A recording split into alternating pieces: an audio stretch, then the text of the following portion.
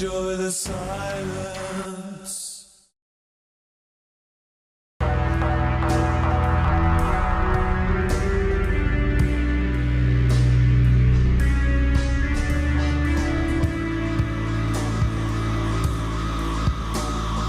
Von Allen Sports. Von Allen Sports on Patreon. Fuck you. I'm joining.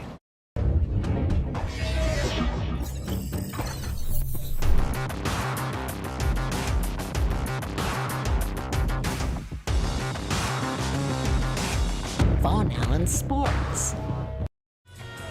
If you're not watching Von Allen Sports, fuck you. This is the man with the most badass name in sports, the Pharaoh, the Egyptian god himself, Amon-Ra St. Brown. And on behalf of my man Von Allen, we want to thank you for your support. Let's fucking go.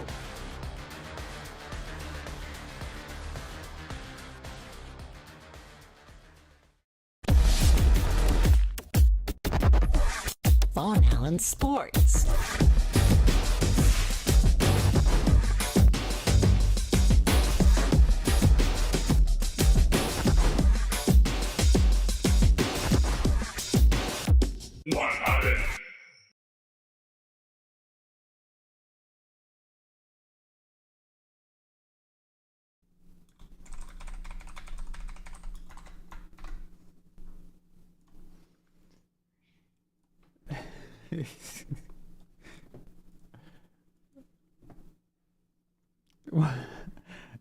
What's up, guys? So, here we go. Okay, so in an epic move, Falcons go 100% full on Falcons. The gift that keeps on giving. Okay, the gift that keeps on giving. It's remarkable. It's absolutely remarkable.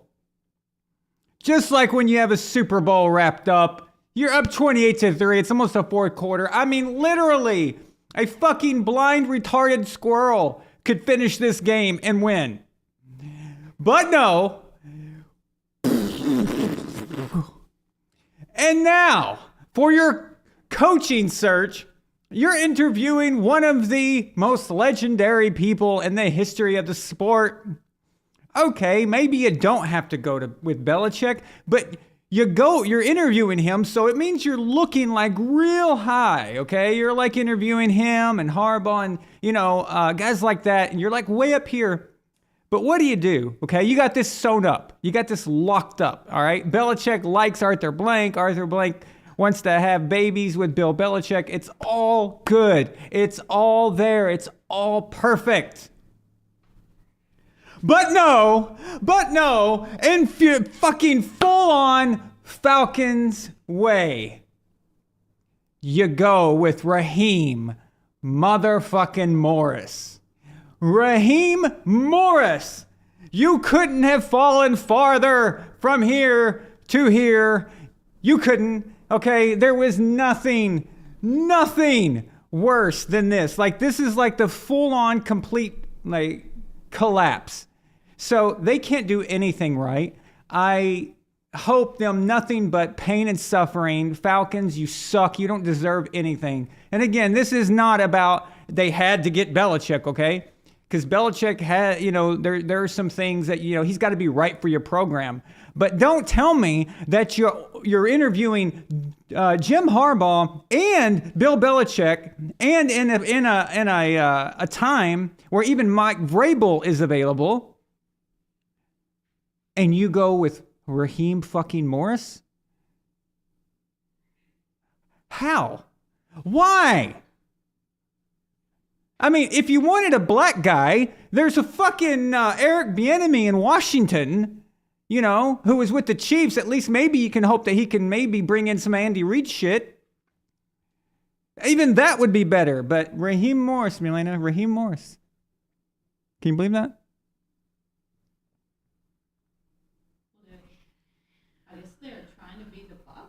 Are they trying to be the Bucks? No. See, the Bucks at least gave the head coaching job to a guy who just won a fucking ring as a coordinator 2 years ago, okay? And has had pretty good defenses. Oh, you're talking pre-Bucks. Oh, Melena's going old school. How did you fucking remember that? Okay, so she's talking about Raheem Morris when he was the Bucks head coach. Yeah, you're talking pre-Brady. You're talking, the legendary success of shit. Okay, Melena got me on that one. I wasn't even thinking, Okay, so that's a good reach right there. So Raheem Morris was the head coach of the Bucks. That was a fucking disaster. I don't know, man. Okay.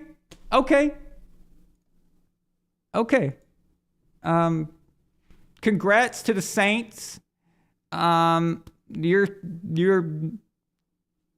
gonna get a little easier time next year. Congrats to the Bucks. The division is gonna stay at least somewhat crappy with that, so that's good. That's good for them. I'm sure they're celebrating.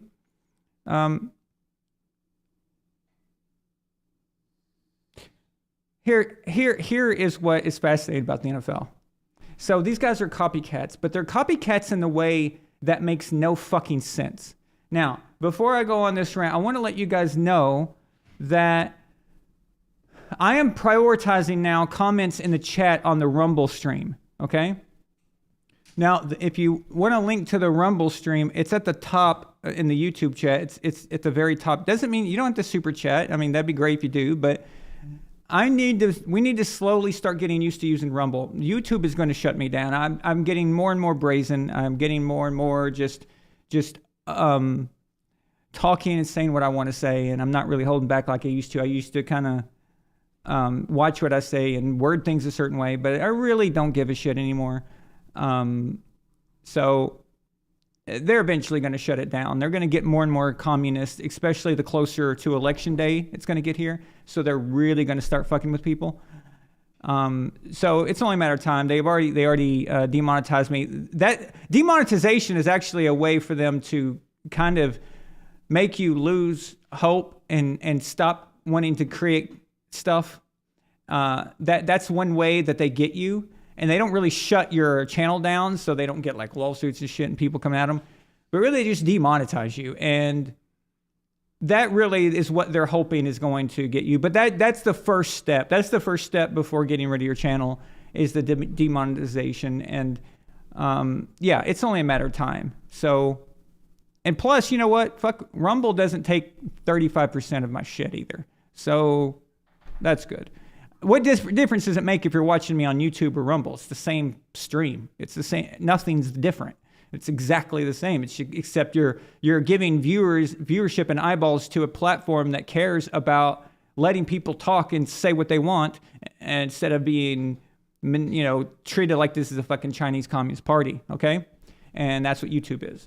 So let's slowly try to migrate over there. So if you're commenting on the Rumble chat, I have it right here in front of me. I will respond to you.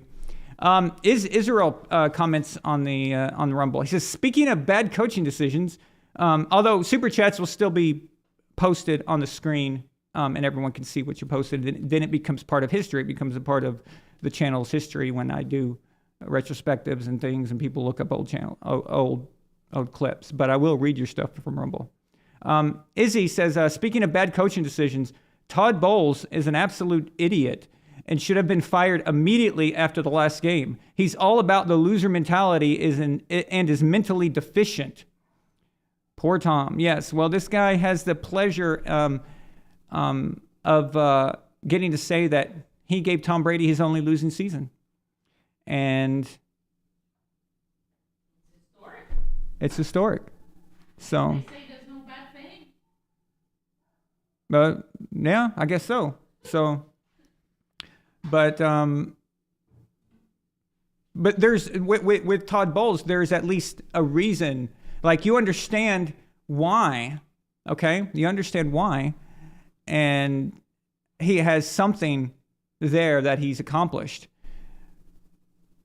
Raheem Morris is a very strange pick, and I have to say that the NFL, these owners are so out of touch and they don't understand the real world. They cannot see beyond whatever's trending around them. You guys ever watch Robert Kraft where he tries to go to these like concerts and gets around musicians and stuff and tries to act cool like he's a cool old man, and then you see Arthur Blank trying to do the dirty bird in the locker room and shit. And this is these old guys really just not realizing what the fuck they look like, and it's ridiculous. Well, they think like this too. And they watch what the rest of the league is doing. They watch trends and they copy it. And we're not talking about like a play or a scheme. We're talking about people. They look at people. So a big part of this is you're not in a country where you're not supposed to look at race. That's all they do. That's what everyone does. Everyone is looking at this. So I'll give you an example. When a young white kid like McVay, okay, becomes wonderkin, okay, and all of a sudden everybody wants him, all these owners just magically started hiring young white guys that look like they haven't hit puberty yet. Just a fucking cookie cutter, like just a balloon exploded, and Sean McVay lookalikes and replicas just popped out, just with different hair colors. Literally, overnight, it was like, what the fuck? The whole league is just full of them now. Not old white guys, not middle-aged white guys, just dudes that all have no fucking experience at all, and they all were just kind of comparable in age and young mentality and all that shit to Sean McVay. They literally were hiring their coaches based on that. Based on race, age, proximity. Like, these are very weird reasons to hire somebody. Okay? And just like the Sean McVay thing triggered the 12-year-old white boy Olympics for head coaches, now it's the 35, 40-year-old former player black guy. Okay? That's the hot ticket now, okay? And they do the same shit. They do the same shit with the draft, okay? How do you think Bill Belichick got so many bargain basement players in the draft and in free agency? How do you think he did that? Why do you think that the Patriots had so many white players? You ever wondered that? Why do the Patriots always have white players? Is it because Belichick is a racist? As Mark Dice would say. Is it? Or maybe you could get a first-round running back talent, or a guy that's like really good, that's got really good potential, and you could get him in the 6th or 7th round because he's fucking white. Okay? Or you can get a wide receiver, undrafted, who should have been drafted in the 3rd round because he's white. Okay? That's what Belichick was doing. He wasn't giving a fuck whether or not they were white or black or their age or what was trending or what was hot or what was cute. He just looked at those guys and thought, okay, well, there's something there. I'm going to give them a chance. Okay? You have to look beyond. Okay? And that's how you find guys like that. These are just, it's not always going to work. Okay? But it does. I mean, this is why the Patriots always had like a very weird mixture of players, like in strange positions, okay? At the same time we had white Tom Brady, we also had Jacoby Brissett, okay, backing up Brady at some point. Why? Jacoby's a black guy, so nobody fucking cares. He thought Jacoby could run the offense, and he liked Jacoby's interview. That's it. That's all that matters. Nobody else was paying attention to this. It's the same shit over and over. They just look at that. They look at that and they don't look at underneath. And I tell you, this is the interview process that matters so much. Don't even look at them. Just have a fucking wall and speak to them first. Okay? And then go introduce yourself. Talk to them on the phone or something. Do something. Okay? But just, this is so bizarre. It's, It's this copying thing that these owners go through. And some bunch of idiots are sitting around going, oh, you should hire him. Okay, that's the thing now. D'Amico Ryans, he's a hot thing right now. So let's go with Gerard Mayo. Oh, let's go with fucking Raheem Morris for a second time. All right. Let's go with Antonio Pierce. Oh, the Raiders locker room loves Antonio Pierce. He's the fucking savior. Okay. All right. Cool. Let's see. Let's find out. But now it's the former players. Let's hire former players. And I honestly think Mike Vrabel might have started that trend. So this recent trend anyway, I think Mike Vrabel might have opened the doors for that whole former player. He's in touch with the locker room and he understands the guys. I don't give a fuck if my coach understands the fucking players or not. Okay. I don't need my president to be a guy that I want to have a beer with and who I think likes me. Okay. And is going to sit there and tickle my asshole and say I'm cute. All right. I don't care if I like the fucking person. I want to know, can you run the country? Can you keep it safe? Do people fear you? I want to know if my coach is putting me in the right position to win and lead. I don't give a fuck if you're my friend.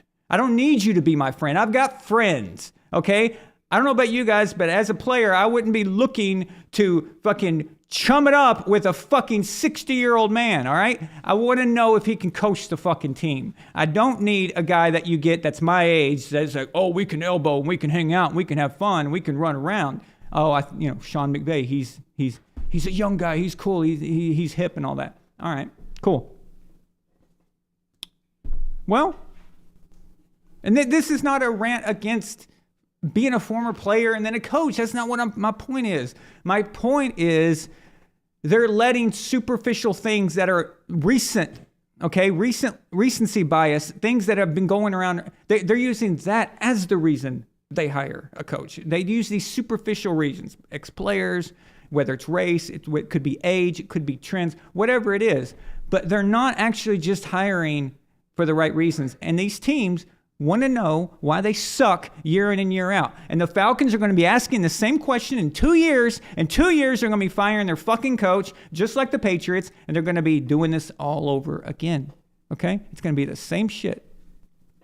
So, the only team in these hiring sweepstakes so far this year who has won is the Los Angeles Chargers.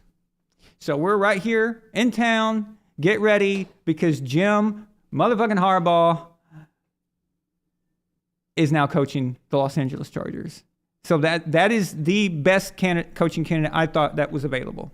Okay? If I was a team, I had a good quarterback and all that, exactly like the Chargers, interviewing everybody, I wouldn't hire Belichick, not with Jim Harbaugh available. And I don't know if you remember Jim. He left the NFL. He was the 49ers head coach. He's the brother of John Harbaugh, the coach of the Ravens. They look a lot alike. And you hear me all the time. Sometimes I call John Jim and Jim John, But, yeah, so that's – the Patriots could have gotten Jim Harbaugh, and the Falcons. But, hey, good fit for the Chargers, though. Justin Herbert is going to be great this year. I would already pencil him in as an MVP candidate. You can already do that. So – incidentally, Jim Harbaugh is a guy that was a former player and is successful. He's been, he's never won a Super Bowl in the NFL. He got to the Super Bowl, and lost. Funnily enough, he lost to his brother. So the only person that could beat him in a Super Bowl was his brother. That's funny, right? But then he just won a national championship in college. Although I don't really count those, that's still saying that he seems to have a way. If he hadn't done it in the NFL, I wouldn't care. But he seems to have a way with running organizations. He seems to understand how to install a program. He, of course, everybody, you guys, a lot of you guys, if you're my age, you remember him. He was the quarterback for the Colts, and remember that for. Yeah, actually, he played on other teams too, but I remember him very well as the Colt, and I think he played for the Bears. I think that's what I remember. Yeah. Anyway, off topic. But I'm just saying that the coaching thing is a strange thing. I've never understood coaches getting hired that have been miserable failures. I don't get that. I don't even understand how Belichick got the job in New England. It worked out. That's great, but I've never understood it. And there's only one. Okay. Every generation, you're only going to get one chance at hiring Bill Belichick, okay? You're going to land that. You're going to land a guy that failed, and then you get him a second time and he lands, okay? But everybody else failed, okay? Almost all of them. So you get the weird ones. Or you get the guy that you interviewed that was a nobody, and then it's like, holy shit, you strike gold, like Mike Tomlin, who's coached in 2 Super Bowls, won a Super Bowl. They took Tomlin from a nobody. He was literally a nothing, a nobody. Like nobody knew his name. Didn't matter. Very obscure guy from Minnesota. Just, that doesn't happen. That's strange, okay? That's strange. That is rare. That doesn't normally happen. So I've never understood these, but going back with Belichick, how he got the job, I never understood the whole miserable failure, and then you give them another job. It's weird. Coordinator, coach, okay, who knows? But it doesn't always work out. There's a certain coaching thing that I look for with head coaches and that I don't like about coordinators. That's why when, we say, who would your all-time team, who would you put as your head coach? It wouldn't be Belichick, and it wouldn't be Bill Walsh. I don't think either one of those guys is what I could pick to lead the whole organization that is better than another guy leading the whole organization while those guys are actually coordinators. And I think that would be the better mixture. Bill Walsh is an offensive coordinator? Yes, please. Bill Belichick is defensive coordinator? Yes, please. Head coach? Okay, well, now we're talking somebody who is a guy who can bring everyone together and everyone respects, okay? So I was thinking more like, honestly, a John Harbaugh, okay? So the Ravens head coach is a guy that I would think could probably keep all that together and really and do well with that. Another guy that somebody mentioned in the comments last time we talked about this, and I think is a good one, is Chuck Noll. So someone mentioned that. Sorry, I'd give you props. I can't remember who said it, but I think that's good. So.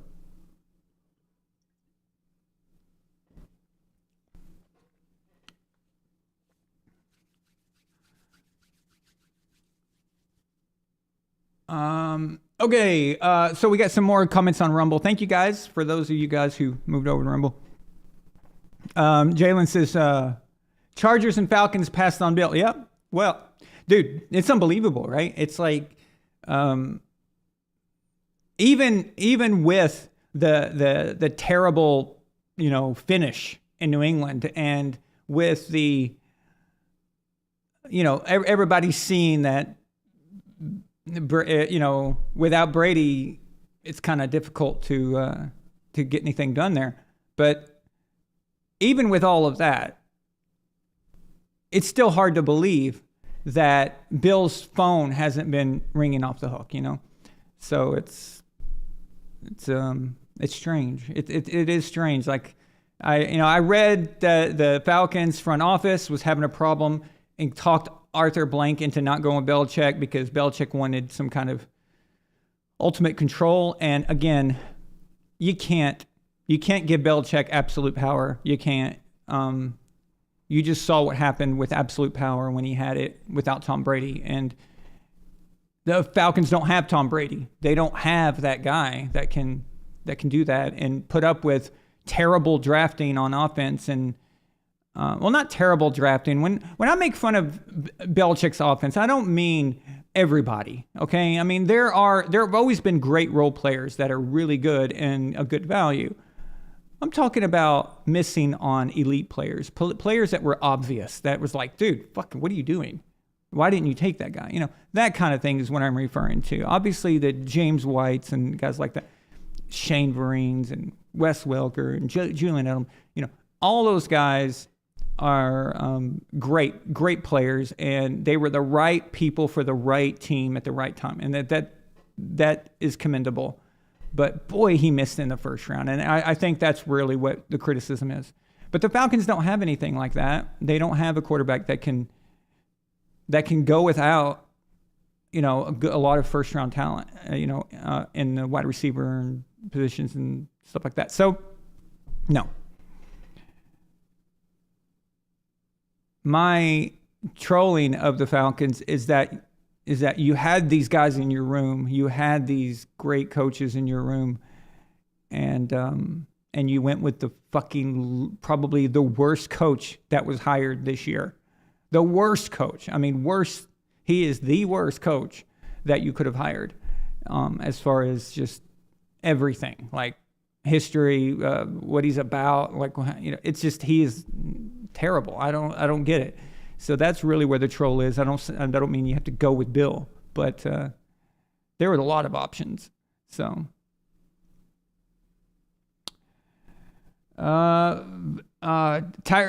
Tyree, what's up, man? Yeah, he moved over. He's got Rumble. He says, I'm not sure if you're bringing it up, but the Mahomes and Brady debate. Oh, yeah, we're going over that. Jim and John are twins. I don't think so.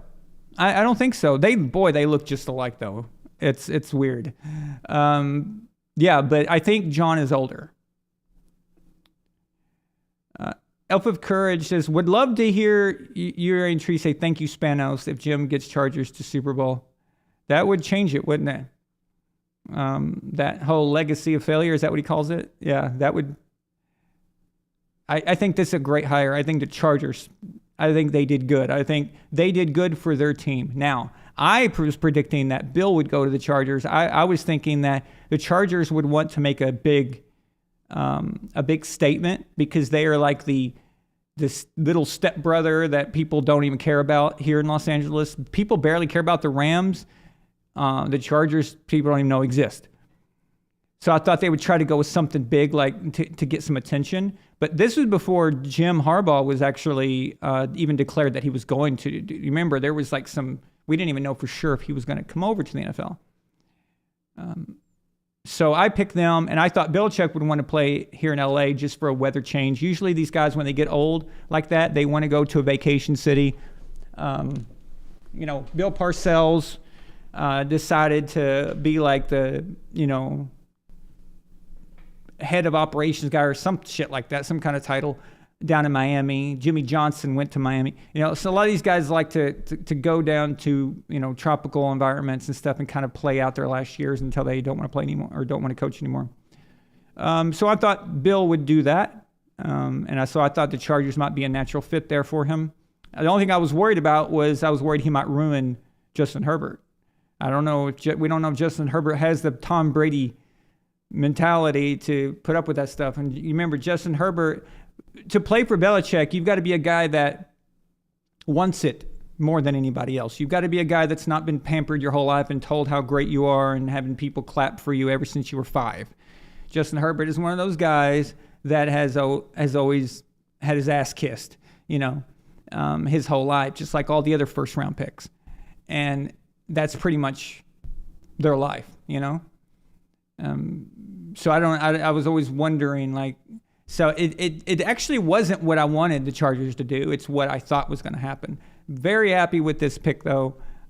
It's the best coaching hire this year. Easily the best. So, and we might have a season where Bill Belichick is not a coach.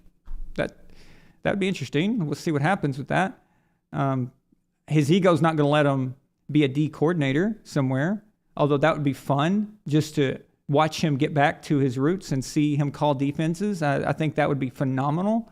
I tell you, if I wouldn't think less of him, actually. I would actually think I would give him props for that. Like, dude, the dude just wants to call some defense. He just wants to fucking coach some football and all that. But we know he wouldn't do that because he didn't get the Falcons job because he wanted absolute power. So he wasn't even willing just to be head coach. He wanted to be emperor of the organization. That's not going to work. So, but if I was an owner of a team and I had a great offense, but my defense was shady.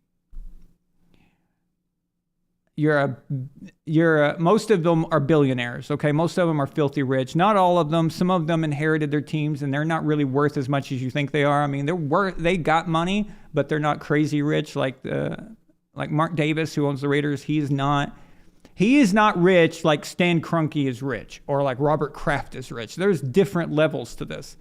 But when you're worth billions and billions and billions of dollars, and you can just money doesn't even matter to you. I'd be calling it Belichick and saying, what do you want?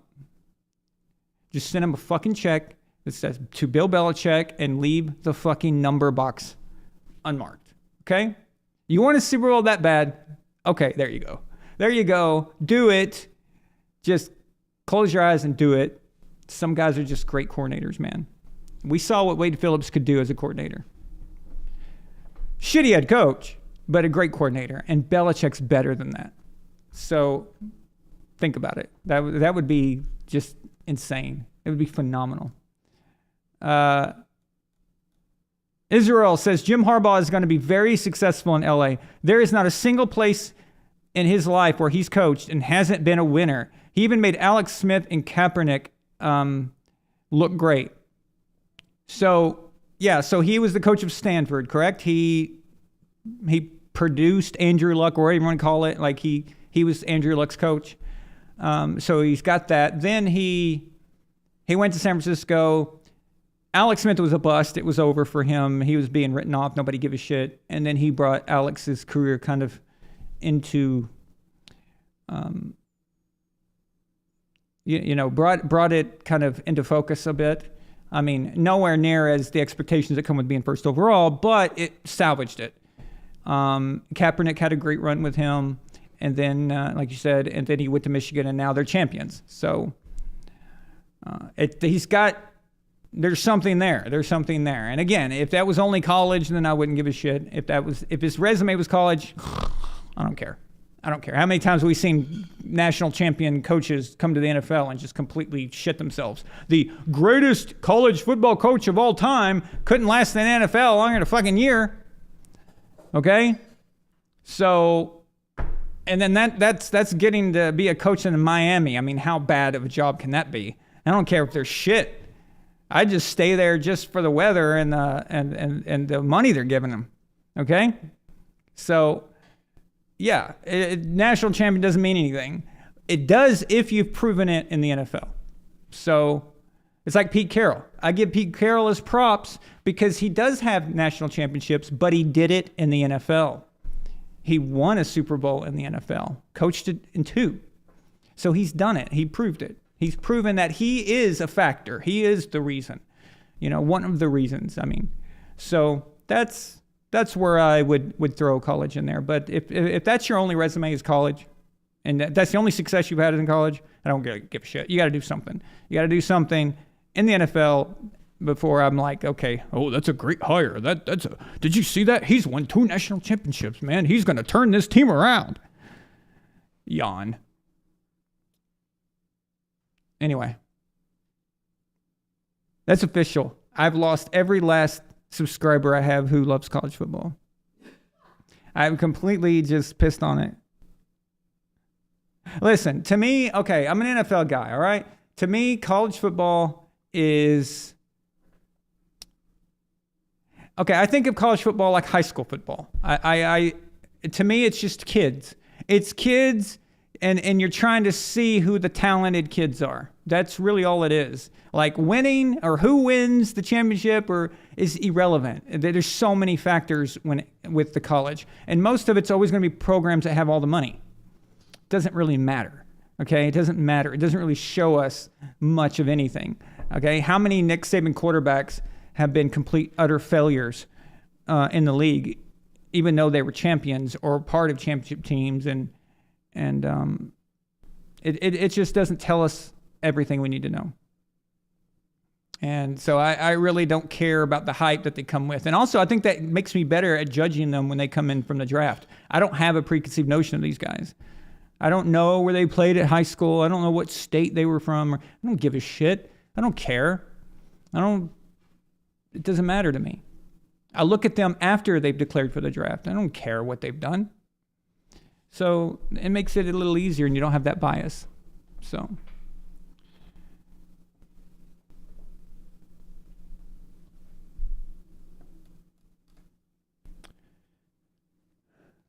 Okay.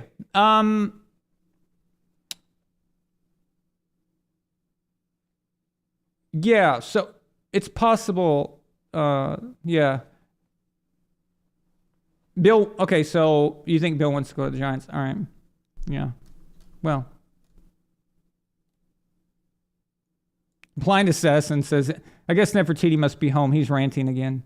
Well, she gives me this look, and then I say something, and then she reacts, and then I feed off that, and then I send it back. It's a thing. I don't know.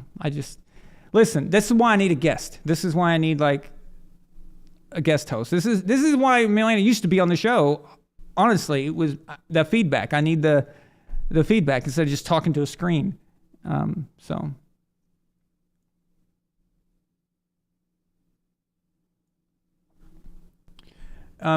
in other news, this show is not about coaches. That just happened to be the first thing that was going on today. I just couldn't believe the Falcons. That was funny. Okay, so with the championship game matchup. So first of all, we're going to cover the Chiefs and Ravens. Now, thankfully, that game, the Chiefs-Ravens game, is the first game of the day. That way we know who to root for in the second one. So if the Ravens win, then we can just sit back and enjoy the 49ers Lions and just, whoever wins, and that's cool. And that's probably who we'll be going for in the Super Bowl, and unless you're a Ravens fan, I guess. But it's the Chiefs. I think we all know that the Lions would get completely just destroyed. And it's not that I don't think they can play with them. It's not, I know they beat the Chiefs in week 1. Everybody remembers that. But if you also remember that game, there weren't calls being thrown around left and right. They called the game pretty close. And it was a fair game, for the most part. From what I can remember anyway.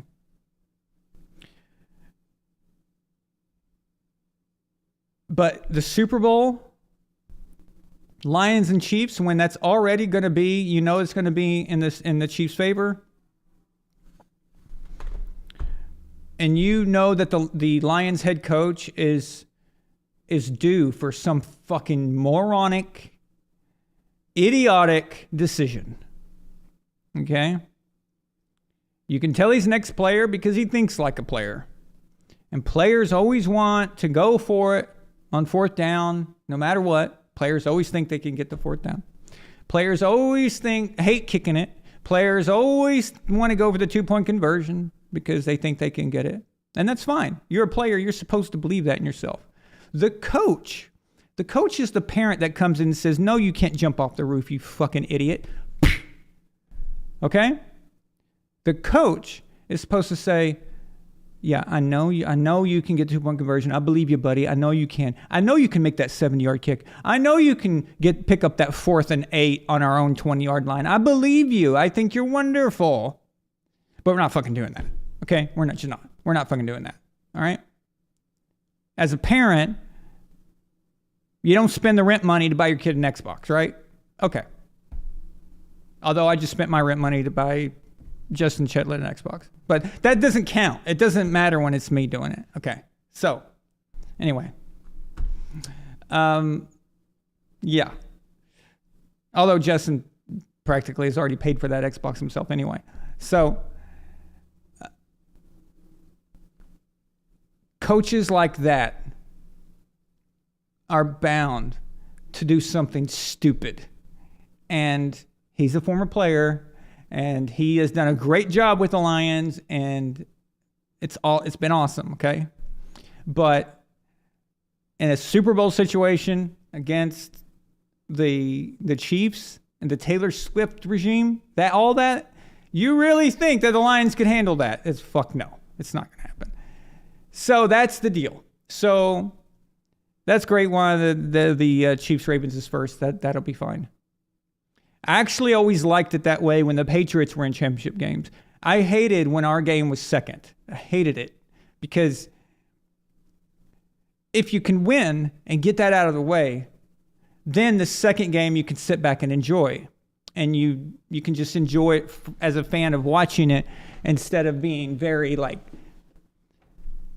because the first game you're all nervous and worried and you're strategically thinking who do we have a chance and blah blah blah, or what's going to happen here if the Patriots don't win, then that other team's going to win. I don't want them to win the Super Bowl, so who should I vote for on the other side? You got all that bullshit going on and you just can't relax, and it's a stressful situation. So okay.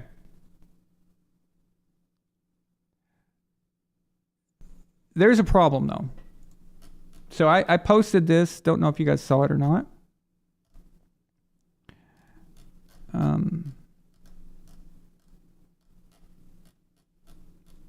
Well, I did post it. I don't know if I can see it. Wait, that's strange.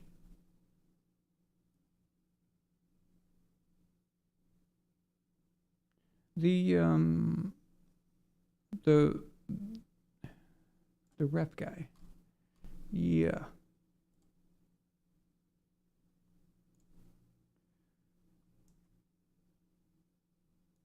Okay. So there is a referee that apparently, so Warren Sharp of Sharp Analytics, I don't know if you guys follow him or not, but he's a very famous statistic guy. Let me pull it up for you. Okay.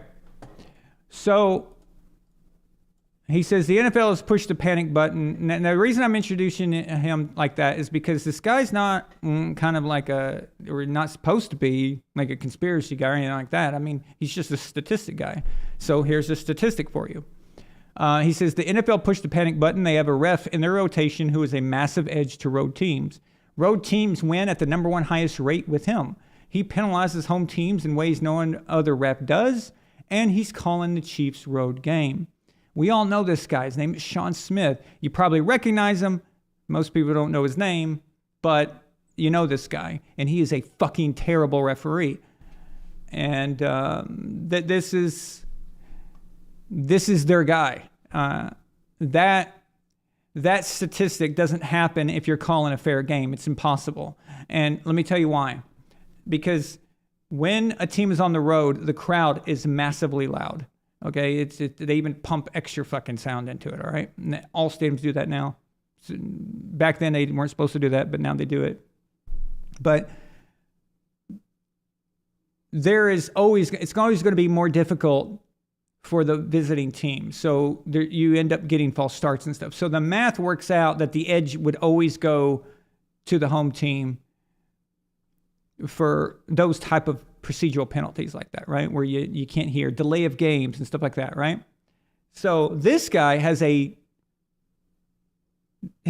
proportion of calls are the flip, the opposite. So what that tells me is that he's their guy. Okay, he's the guy that he's the guy they send in to override those teams. And they're going to say it's to make it more balanced, but it's already skewed correctly because the home team is the advantage. That's the advantage. The advantage of playing at home, the reward for getting to play at home is the crowd, is those procedural penalties. So you still call them the same, but it's always going to favor the home team. That's how it's supposed to be. That's the deal, right?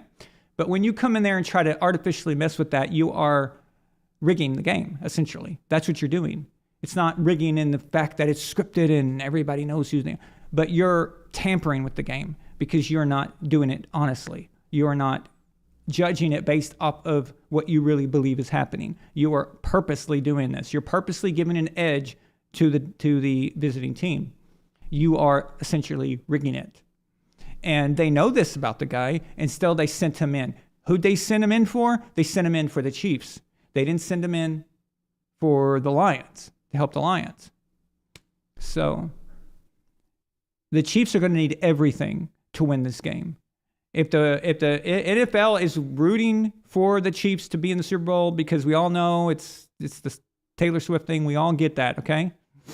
If that's what they want, they know that the Ravens were the absolute worst fucking team to match up with against the Chiefs. The Ravens are completely and utterly built to dismantle the Chiefs. All right? That's just it. Right now, the way the teams are today, they're going to need all the help they can get. If this is a fair game, if their flags aren't coming out everywhere and a bunch of made up shit, the Ravens are going to absolutely punish them. It's just going to be a joke. All right? The Chiefs are not that good this year. They are getting by. Props to them, I guess. I mean, that's what, I'm not, whatever. But it's the truth. We analyze these teams based off of what we've seen. And the Ravens are the team this year. It's been pretty clear for a long time. It's been, how many weeks has it been obvious that the Ravens are the team? So it's going to take a monumental collapse for the Ravens to fuck this up. But however, a collapse can be triggered by very bad calls early on. It can mess with your head. So a lot of players can be fucked with, and coaches can be stressed out, and coaches can be manipulated. You start throwing flags for random shit, you piss off John Harbaugh, and you're going to see Johnny goes fucking crazy and everything. He starts feeling like the fix is in or whatever. He's going to start coaching different, and desperation's going to set in. And then you're going to do things that you normally wouldn't do. The players are going to start doubting if they can get away with anything. So they're not going to try to do this or that, or be a little harder, or hit Patrick a little more, or do football things that they normally would do that are Ravens style football. You can tamper with that and mess with them. And by doing that, you can change the outcome of the game. Now, we're not talking about throwing fucking flags on false starts that are clearly obvious. But we're talking about what happened last week when those false starts were thrown. And it was like, dude, nobody moved. That was the defense that did that. What are you talking about? Even the commentators are like dumbfounded, like, what the hell are you talking about? What is this? So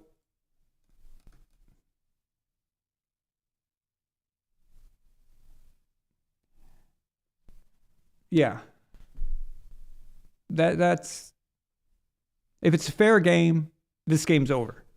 49ers are going to the Ravens are going to the Super Bowl. That's done. If it's a fair game, if there's no bullshit, there's no shady shit. It's just normal calls, normal penalties, okay, that are just obvious. Everybody sees them. But if they start throwing that flag early, and that's what they're going to do too, they can't wait till the end because they know that this could go into a blowout. This is a different type of game. This isn't Buffalo. This isn't Miami playing in Kansas City. This is the Baltimore Ravens, and the Baltimore Ravens ain't fucking afraid of anybody, and we know that. Okay, this is a Ravens team that's coached by John. Why do I keep doing that? John Harbaugh, who isn't afraid, and his teams have never been afraid of dynasties or potential dynasties or MVPs or anything like that.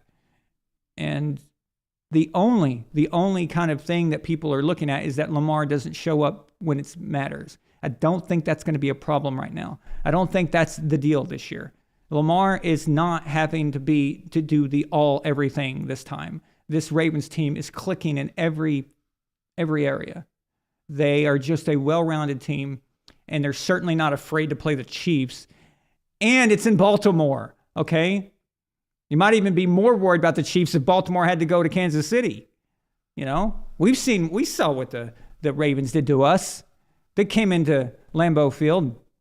Lambeau Field. What the fuck is going on with me today? Whew. Okay. Why did I even say that? Gillette Stadium. They came into Gillette and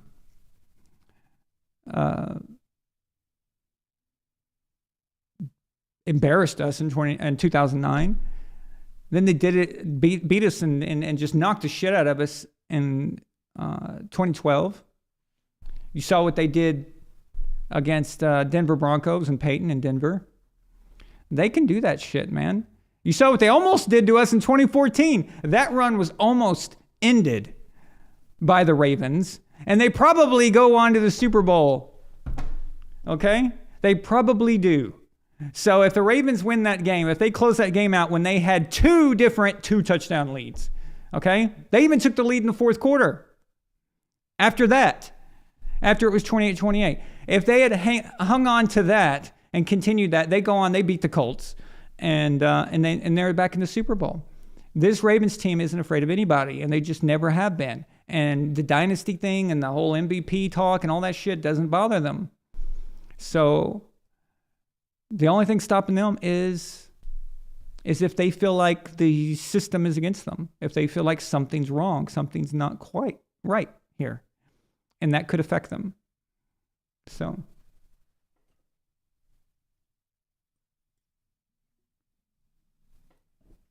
what it only took them like the first two quarters kind of to get the rust off, to knock it off. You know, they'd been out for a few weeks, hadn't been playing, not really competitively. And it just took them, and that Houston team was rolling. I mean, look, you saw what they did to Cleveland. Everybody thought they were going to get destroyed. I also think C.J. Stroud is a future star in the making. So we'll look back on that like, wow, Lamar Jackson defeated C.J. Stroud, as well. So second half, and we saw the truth. Okay, we saw the reality of this situation, and that's just going to continue now.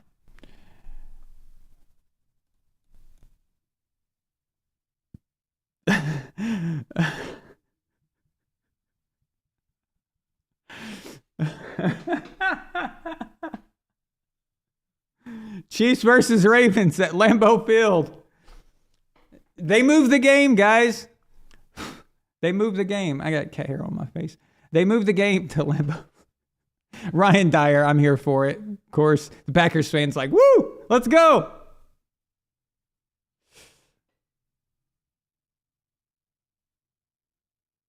Matt LaFleur should go work at the Jamba Juice.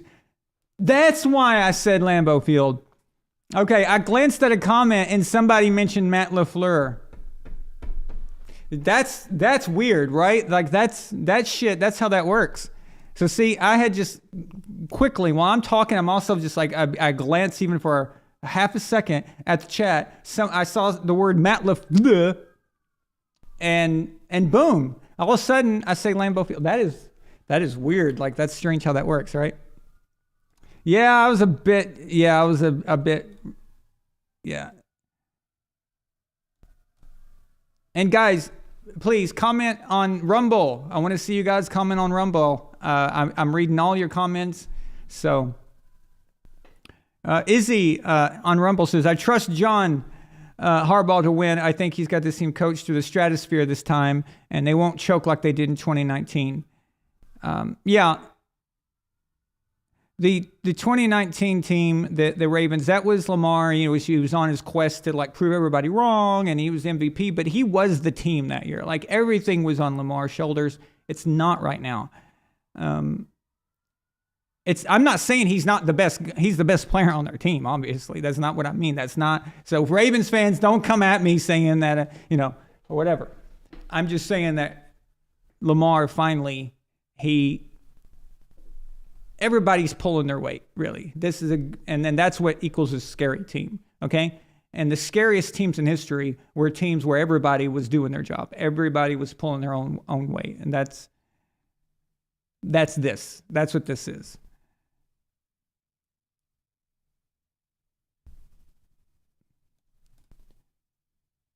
Izzy said they dismantled a very hot Houston team after resting their starters for 3 weeks. Oh, wow. I didn't realize it was that long.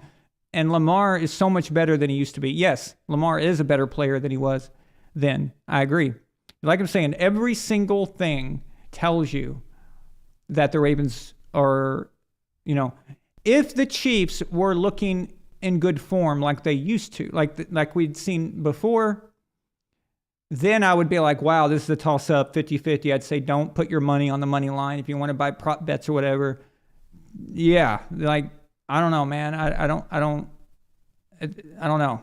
That would be difficult. But if the Ravens were in full-on form, they probably would be playing in Kansas City anyway, right? So this is not the same Chiefs team. And just like it's not the same Chiefs team, it's not the same Ravens. It's a better Ravens, and this is a worse Chiefs. So there is absolutely no reason for Baltimore to collapse here. They just absolutely cannot do it. So the thing is, I'm gonna be honest with you guys. This is gonna sound weird coming from a Patriots guy, a Tom Brady fan, and maybe some of you guys might not like it, but I'm always honest with you guys. I have always liked the Baltimore Ravens, and Milena knows this. She asked me when we first started going out, like the first few years, she would watch football and stuff. And when we first started going out, she was aware of the Ravens kind of owning our asses, and they pushed us around a lot. And then after that 2012 AFC Championship. I know it wasn't a blowout like in the terms of how we concede blowouts, but it was a beatdown. It was an absolute fucking destruction, that game. She hated them. And even years later, and then in 2014 when we had to play them again, and the lead up before that to that 2014 AFC divisional game, she's like, why are you so complimentary to the Ravens? And They always causing us problems. I don't like them, And she had a problem with them. I said, I don't know, but I do like them. I don't know why. Maybe it's the logo. Maybe it's it's Baltimore Ravens. It's got this fucking cool sound to it. Their logo is fucking awesome. Their color scheme is awesome. Ray Lewis, greatest ever at his position. You've got Ed Reed, greatest free safety ever. Harbaugh is a guy that you respect. I really, really hate him for the 2014 incident, the whole thing with talking about the rule book and getting all pissy about that. But outside of that, like, I've always had respect for him and how his teams always compete no matter what, even when there's a dip in roster level and stuff. They have a great general manager. Ozzie Newsome, fucking awesome. Imagine if we had Ozzie Newsome for 20 years as our general manager. Okay? So it's just, I don't know. What is there to hate about the Baltimore Ravens? I can understand maybe if you're a Steelers fan, that makes sense. But if you're not, like, what is there? So I like the Ravens, and I like Lamar Jackson. When I remember that the Patriots were thinking about drafting Lamar, and then they changed their mind. But then the Baltimore Ravens got him.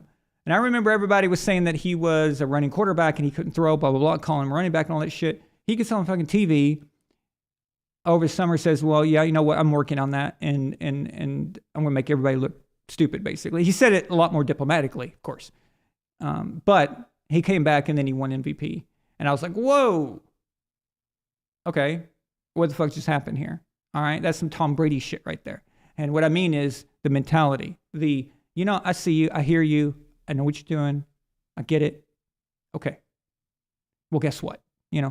That I respect that. And I think all those things, even with how much I couldn't stand Terrell Suggs, it didn't really throw off my respect for the Ravens. So it's like a love-hate thing going on there. I don't know. Well, no, not even a hate. I never hated them, but I don't hate them. I like them. So it wouldn't hurt my feelings if Baltimore wins the Super Bowl. I wouldn't. Anything but the Chiefs. Okay? But on the side, I do like the Ravens. I think they're cool. And if I was a Ravens fan, I would be proud to wear their gear. Like, that logo is so badass. I mean, how cool is it to have a team named after Edgar Allan Poe's The Raven? That is badass, right? And they have you guys seen the state flag of Maryland? It is so cool looking. It's like, it looks like a medieval, family coat of arms crest or something. It's very cool looking. So yeah, that matters to me, by the way. When you root for a team and you wear a team's logos and stuff, it's got to be cool, okay? And who wants to walk around with a fucking Chargers logo, right? It looks like a jagged thumbnail got bitten off. Or the Rams, like, who wants to wear that shit? Nobody. It's lame, right? But the Patriots logo, that's badass looking, right? The old Redskins logo before they got rid of it, that was fucking cool. Raiders, Ravens, those are cool, badass logos that you'd love to wear. Can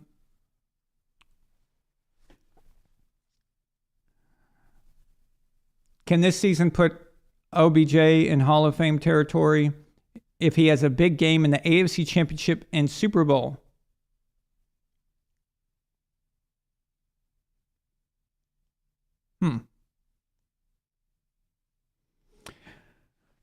I would need to look at his numbers because if we're going to go by those things that you're talking about, and he doesn't have the numbers, then that's Julian Edelman territory. So if you're saying, and I don't think Julian's a Hall of Famer, so I'm assuming you're saying that OBJ, Odell Beckham Jr. has a MVP performance. He's the MVP of the Super Bowl. I don't know. That's a good question. What's his numbers look like? Are they comparable to Hall of Fame guys that are getting in recently? For example, the metric. Let's say Calvin Johnson. What's his numbers look like compared to Megatron? Because Megatron got in just on regular season stuff. He's not a first ballot Hall of Famer in my opinion, but that doesn't matter. My opinion doesn't matter as far as the metrics of getting in and what they use. How close is he to that? I'm not saying he has to be that, but I'm just curious, like how far. And then also compare him to Antonio Brown, who's going to be in his class or around his class within like a 7-year span. What are their numbers going to look like there? So it's an interesting question. I didn't think about that, but yeah, he had a good, he had a touchdown catch in the Super Bowl just recently. If only his Giants teams could have had better runs if they didn't go, on that boat party or whatever it was. Okay, so there you go. That's my assessment of the game as far as like, if it's all about the flags. If the flags start to get in their head, but if it's clean game and I don't mean clean by flags don't mean that it's not a clean game. I'm talking about bad flags. I'm talking flags that are very lopsided, questionable flags. I'm not talking about good flags. There are good flags, okay? There is obvious holding. What the fuck? He's like doing an MMA rear naked choke on that fucking guy. That's holding, okay? Or lighting up a dude before the pass gets there is pass interference, NFC Championship game 2018. So that kind of shit. Or clearly the guy's false start. Or clearly the guy is offsides. No, that's not what we're talking about. We all know what I mean when I say that. Clean game, Ravens got this straight up. It's not even, it's a joke. It's a joke. So it's a lopsided match, to be honest with you. And it's a lot more lopsided than people think. Patrick Mahomes is not the clutch guy that everyone thinks he is. All right. This guy has had some shitty performances in the most biggest moments. And some of the greatest people ever, the reason you pick them just because they're on the field. Now we've gone into this situation where we used to say, oh, they've got Peyton Manning, so I'm picking them. Really? Really? I mean, oh, they've got Aaron Rodgers, so I trust it. Really? How did history play out for those two statements? Because I can remember people saying that. And now they say, oh, they got Patrick Mahomes, so I trust it. I've seen him fold a lot. I've seen him fold and his team wins. I've seen him fold and he gets fucking awarded stuff for it. I mean, he's the proud owner of the worst Super Bowl performance ever for a guy that was given MVP. And this is a group of people that include Eli fucking Manning.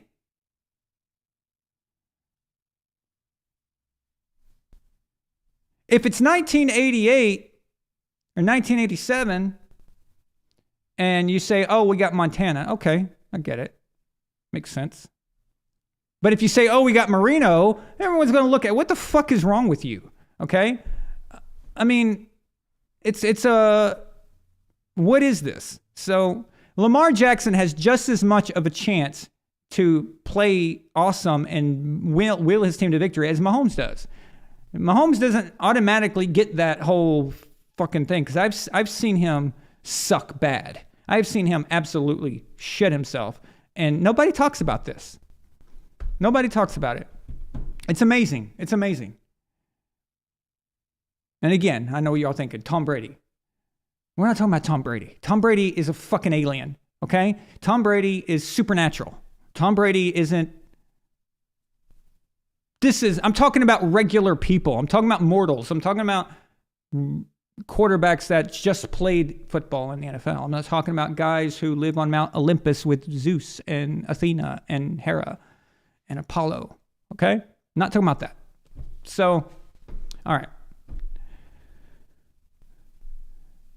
You trusted Tom because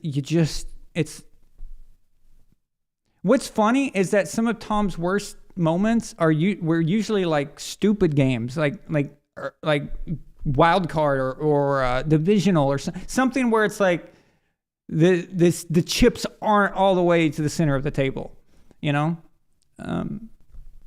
This is a tough game for Patrick. This is not. If it was in Kansas City, I would not be but again, that's without the refs. I would say, you know, there is an essence there in Kansas City. There's an advantage. I'm not talking about refs. I'm talking about just the game itself. There's an advantage there. You can feel it. You can sense it. The Chiefs fans are crazy about their team. Props to them. They're loud and they can help their team, you know. But Brady went in there and did it. Burrow went in there and did it.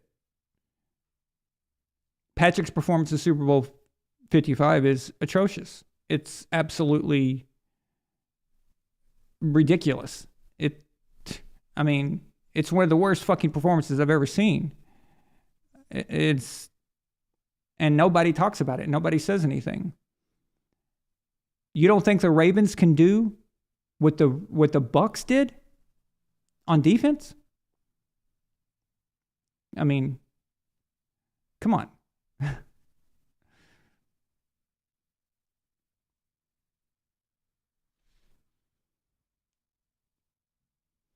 Izzy says, Jalen says, I would say that they got Tom Brady, so I trust it. Yeah, well, exactly. That's what I'm saying. Brady, that's of courage. Nice. Yeah. I have to screenshot them. So that's what takes there's like a delay.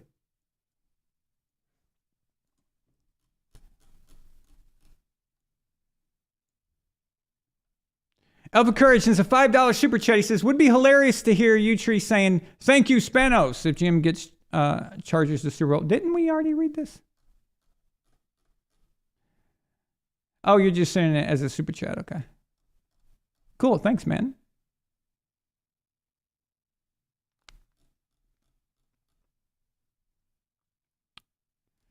Thank you so much, Elf. I really appreciate it, man. By the way, guys, if you're a monthly subscriber on Patreon, tell me that it's the super chat, the comment you want to post here on Rumble, and I'll post it for you. Okay. Izzy says, try telling that to Nick Wright. You saw my Facebook post earlier. That big-nosed idiot has Mahomes above Joe Montana, Peyton, Elway, and Unitas, and he blatantly disrespected the Pats dynasty. Okay, so, yeah, so we're going to need to talk about this. First of all, I think Tyree was asking me about this.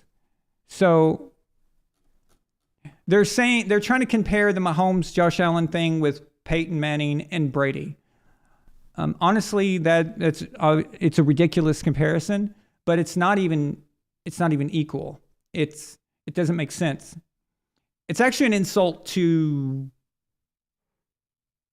Patrick in a way, because basically Patrick is a guy that has no rival. Okay, and when I say Patrick, I mean the Chiefs. Okay, there is no team built like the Chiefs in that way right now. So they're kind of alone. They kind of need their nemesis. Now, we thought they were going to get one with Joe Burrow and the Bengals, but he got injured. So this year would have been the year that the Bengals would have beaten them again if they had met. So it could have been Burrow, but and they didn't get the job done in the Super Bowl. It doesn't help that the NFL willed that Rams victory into existence as much as they could. So it was egregious how obvious it was. But so now the NFL has made it basically to where Patrick has no rival, and they're trying to make this Josh Allen thing go. I love Josh, okay, like all that, but it's not correct. The real comparison, and I saw someone post this, is Brady versus Rivers. That's more comparable to this modern version, okay, this era. So when they were showing Brady versus Manning, this was after Manning had won a Super Bowl, had played in several, had a lot of MVPs behind him, had lost some to Brady, had won some against Brady.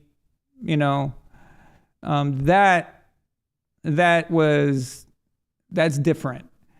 There is nobody that is doing the Peyton side of things. So Mahomes is getting the championships. Tom was getting the championships, but there's no guy yet. Now that vibe, that whole Brady versus Manning, wasn't even a thing that much even early on. Okay, people seem to have a weird remembrance of this. While Peyton Manning was a famous quarterback back then, there was no Manning versus Brady that much. That it wasn't the thing, okay, for several years. It took years for that to develop. Peyton hadn't won anything yet. He hadn't done anything. But I'd say it was more about Peyton having trouble with Belichick's defense and Peyton going in the Lambeau. What the fuck? Milena, I think I've got like Joe Biden disease or something. Something's wrong with me. Why do I keep saying Lambeau Field? Oh. Okay. Yeah. So anyway, moving on. But get this: Peyton Manning struggled his whole career in Lambeau Field. You guys didn't know that, did you? That's yeah. It's probably why he lost so much, because he showed up to Lambeau Field and there was no game. That's yeah.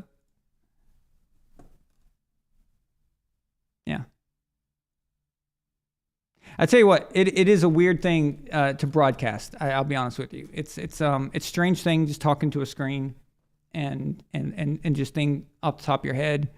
If I was reading a script, that would be, of course, easy. But you're just making this shit as you go along, and you're just talking to your face, your own face. It's like talking into a mirror, and you're thinking like a million different things, and then you're also talking, and it's weird. It's a very strange thing to do.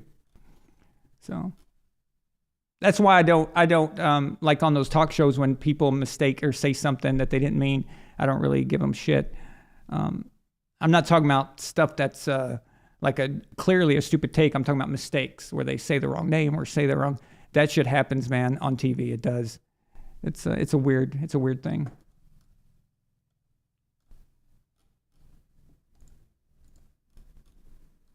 What do you mean you sent that super chat an hour ago? It just came up on my thing.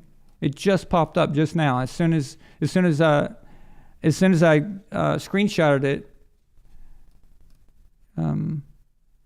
that's when it popped up. That's weird. I saw that you posted that an hour ago. You posted it at the beginning of the show just as a regular comment, but not as a super chat. And then it came in as a super chat a while ago. It was like the same comment. It was reworded though. I don't know what's going on. But yeah, I have the Rumble right in front of me, so I won't miss it. That's weird.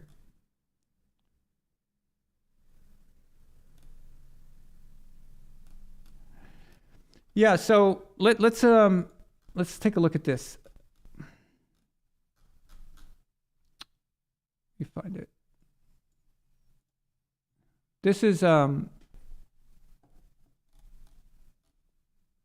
more of the stupid shit I was telling you guys. So Nick Wright post on somewhere. I saw it on X, but I don't know where he posted it. Who cares? He said, what if in 30 years we view Brady as Bill Russell?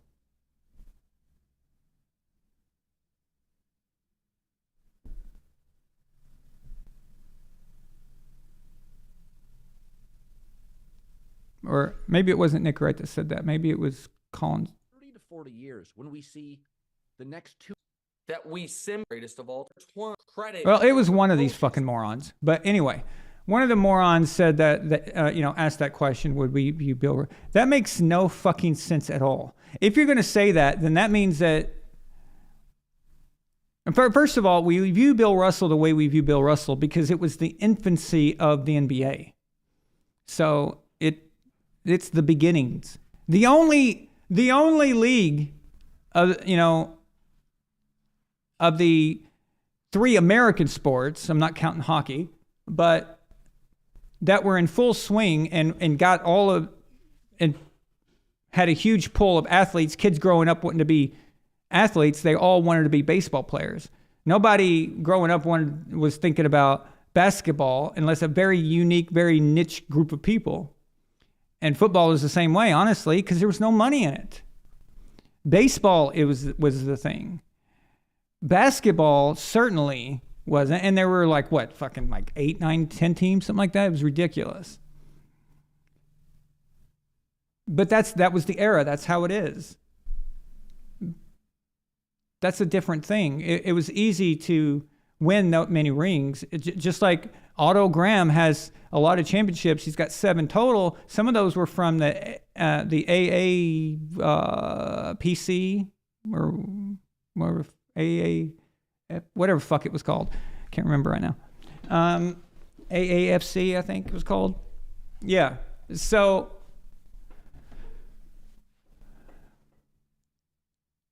it's impressive, but it's not the full. It's not. I don't know. That's a weird thing to say. Very insulting. Very insulting. It's and what they're clearly trying to say is that Bill Russell has 11 rings, Michael Jordan only has 6, but everyone counts Michael Jordan as the GOAT. Well, the biggest problem for Bill Russell, it was the era, and it was before the NBA came into its own. And if someone had won 11 rings, in like the mid 70s probably, or even the 70s and 80s, then it'd be no question. Like people would be not knocking him and not like just pushing him aside. But the problem for Bill also wasn't just era. It was there's a lot of other factors, and I'm not a basketball expert, and to better discuss this would be Bitcoin Motorist. He knows a lot about this. So I'm just saying, though, that this is a very strange comparison because they're trying to discount Brady's 7 rings, and they're trying to make a case to where Patrick doesn't have to reach Tom. But that argument would only work if you're talking about rings. We're only talking about that. And that's not going to work. Tom Brady isn't just a ring winner. He is not just Bradshaw in Montana, okay? Or Aikman.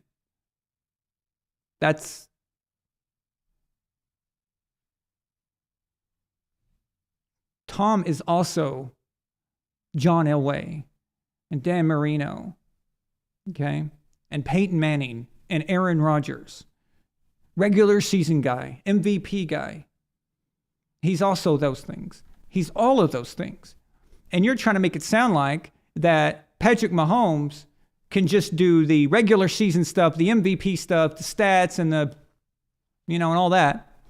And that somehow makes it better, and he can be short on winning because we'll use the Bill Russell comparison to do that. See, they're already trying to push that out there, and they're trying to reshape it. Now, you guys remember they did this with Rodgers, and they did it with Peyton. So it's okay. Now, newsflash, I don't know if a lot of you guys remember this, but they did it with Favre. Okay, they did. They tried to say this about Favre when he won his 3rd straight MVP in the 90s. 3 straight. Imagine that. Imagine winning MVP 3 times. Now, the third one he tied with Barry Sanders, but history only remembers that he won the MVP, right? Imagine winning 3 straight MVPs, and you won a Super Bowl, and you played in 2. Okay? I cannot explain the level of ass licking that was going on for Brett Favre in the 90s when I was in high school. Okay? When I was in high school, Brett Favre was worshipped. It was absolutely insane, the level of ass kissing that this guy received. It was bad. Okay? And his biggest admirer was the face of football, the most famous guy in football, John Madden. And all of a sudden, Montana's Super Bowl, people started, it's Brett Favre. Brett Favre, this is the new breed of quarterback, blah, blah, blah. Okay. And he had that great run. He had that run where he's MVP 3 times, Super Bowl, goes back to Super Bowls. And guess what happened? Okay? There was a time where that Packers organization and that coach, Andy Reid, by the way, was on that staff. You've got Mike Holmgren and all those guys. Go look at that coaching staff, by the way. It'll blow your mind. There was a time where it seemed like those guys were unstoppable, and it was never going to end. And it looked like the makings of a 49ers, another 49ers dynasty. It looked like it was going to have a 49ers type run where they were just going to dominate forever. And it just all came crashing down. And in a funny way, in a strange way, you know who ended it? You guys know who ended that Packers run and kept them from, being on a... you guys know who ended that? It's funny because there's eerie comparisons to the situation.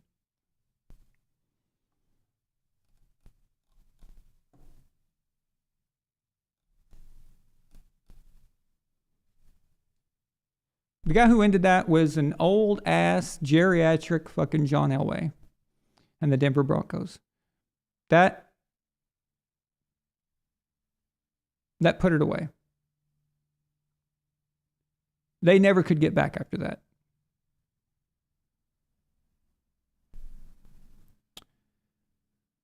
And then eventually Mike Holmgren leaves, and then that really just changes things. And they replace him with Mike Sherman, and it just, everything just kind of goes into, well, we know the history, but best they could do after that was NFC Championship game. But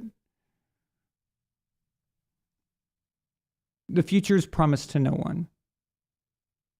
This whole on pace thing, okay? Well, here comes Elway and his old ass.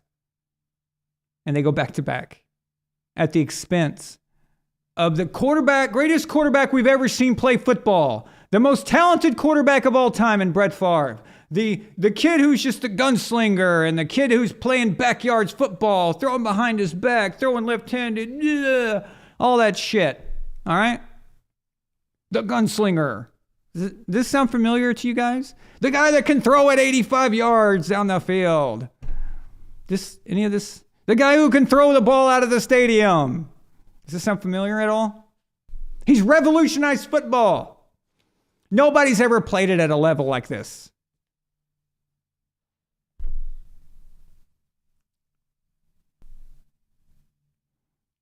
Yeah, that happened. That happened. And as a high school kid, I'm telling you, the only thing more nauseating hearing about Brett Favre was probably living in Arkansas and hearing about Peyton Manning. He was a fucking college kid. And everywhere you went, Peyton Manning. Everywhere you looked, Peyton Manning. Kids in school, in the lunchroom, talking about Peyton Manning. A college kid. It was infuriating. And one of my best friends was a massive Brett Favre fan. So I just never hear the end of it. And I had to watch Brett Favre beat the Patriots. Okay? But I'm telling you, there was some insufferable bullshit going on. It was bad. It was awful.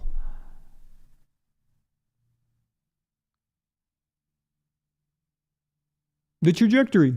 It got bitch slapped by an old dude. An old guy just came in and just took it all away. He said, oh, it's fucking mine. I'm going to go out with a bang. That sounds so familiar. I think that happened, didn't it? Didn't an old guy come in and just rip off 2 rings from Mahomes' hand? Just like that?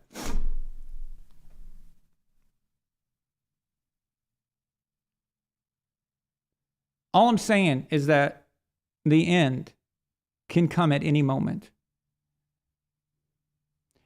Literally, everybody thinks that they can't picture it. They can't picture it ending. It always ends. Something is always the last. Okay? The Tom Brady Belichick Patriots, the last was that Titans game.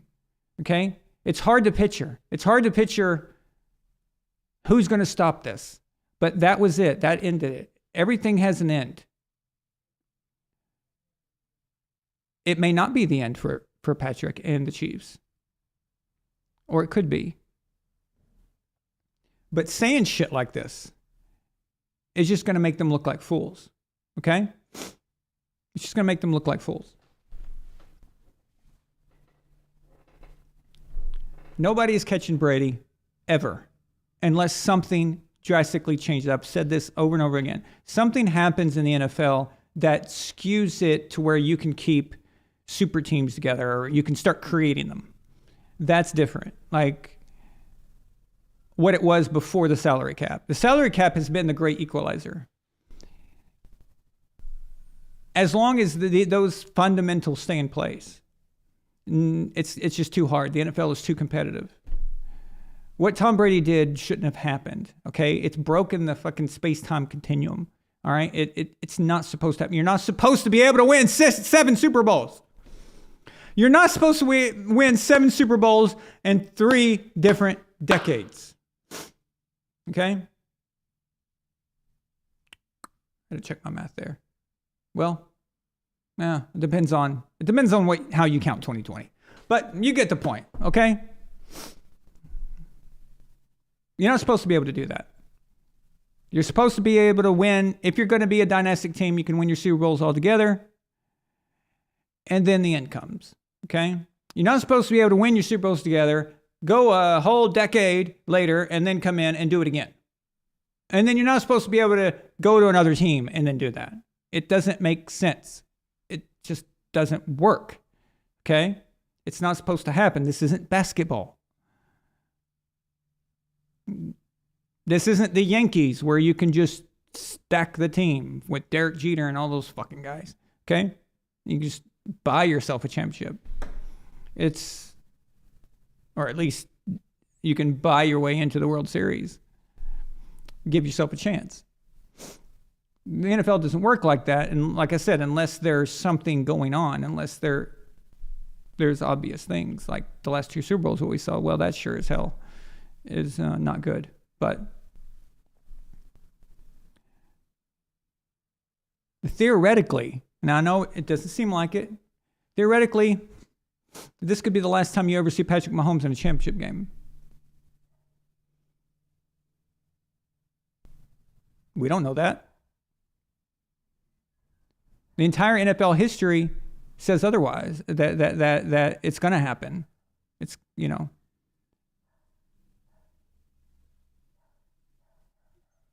eventually every team, every group, has to revamp. They have to alter themselves.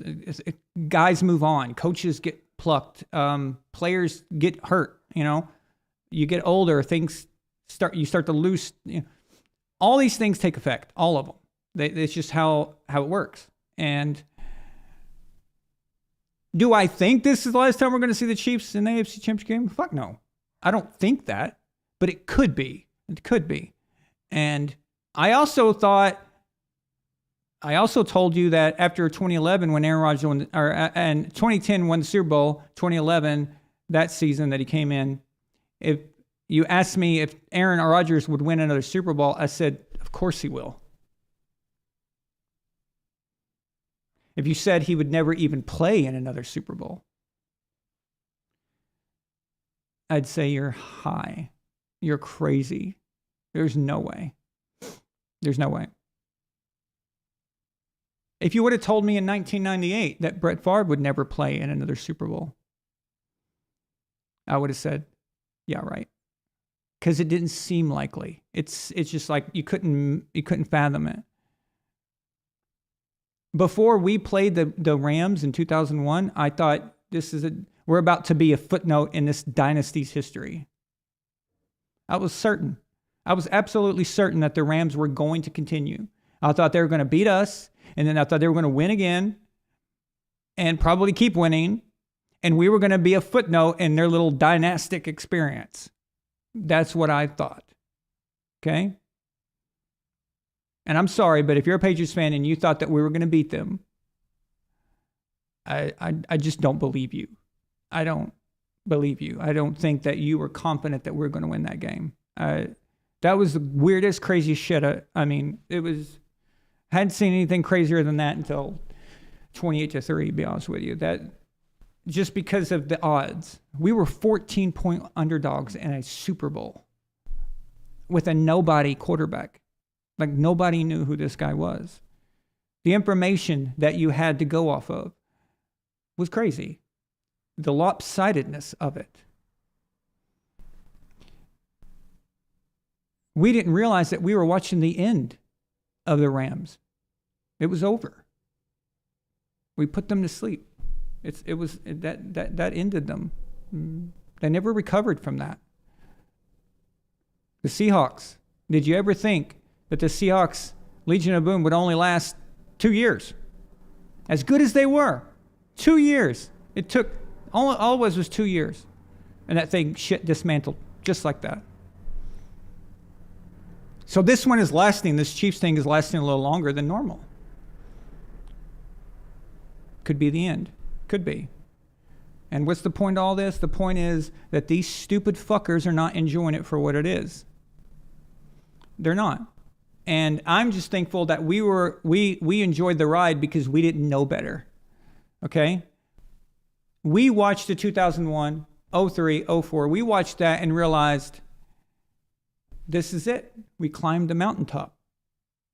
That it's a dynasty. This is great. We're amazing. But there was never this delusion that it was going to last forever, that, oh, no, we're going for this, we're chasing that. It was just, I remember getting that third one was hard enough. It was so tough. It was so bad. I remember losing to the Steelers that year. The 15-1 Steelers team in 04, we lost to them.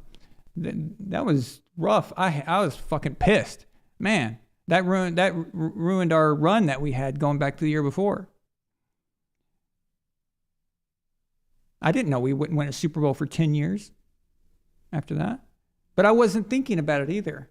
I wasn't going around saying Tom Brady's better than Joe Montana, greater than Joe Montana or whatever. That was unthinkable. Just like when Peyton Manning broke Dan Marino's record. I remember my whole family was with me in my living room. We were watching the Colts game where where Peyton Manning broke Dan Marino's record and threw for 49 touchdowns in 04. Never crossed my mind that Peyton Manning was better than Dan Marino. It's not something I was thinking. I was like, okay, that's cool. That's great. Peyton Manning, he's a great player. It's awesome. But I wasn't burying Dan Marino. And when Tom won his third, I wasn't burying Joe Montana or anybody else. I just loved it. I was happy and I was in the moment and it was great. These guys are not enjoying the moment because they're thinking about a counter. Oh, that's 3. Oh, that's 4. Oh, that's 4. And they're not enjoying it for what it is. And they don't know that this could be the last. This last Super Bowl they won, that might be the last one they ever see. They won a Super Bowl before Patrick with Lynn Dawson. An entire generation, 2 generations of kids lived before the Chiefs won another one. Some teams have never even been one. So, New York Jets. Everybody remembers Super Bowl 3. They've never even played in a Super Bowl since then. You just don't know when it's up. Okay? And they're not enjoying it. They're not having fun.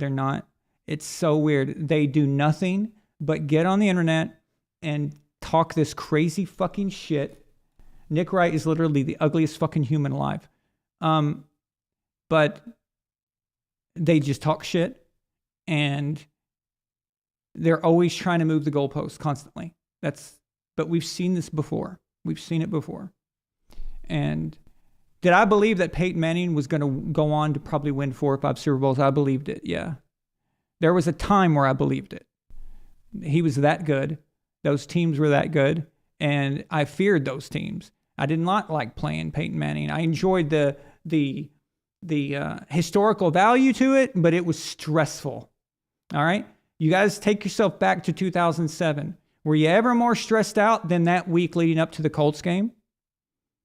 You guys remember that game? And then Peyton had the ball at the end, and you just hoping that they could stop him? That shit was stressful. Nothing that season, that regular season, was more stressful than the time we played Peyton, because I believe they were that good. In 2009, when I thought they could go undefeated in the regular season, but if they didn't rest the starters, they would have gone undefeated in the regular season.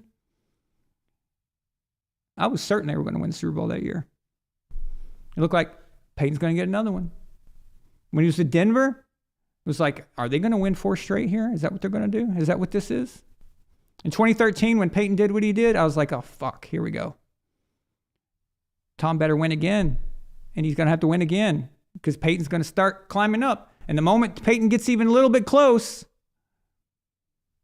the shit's going to start. Peyton Manning's the greatest of all time. And there it was.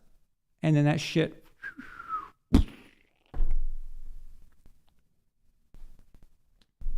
It all comes crashing down. And it might not. But we've seen this before. In fact, this is the norm. The norm is that it's going to end. So.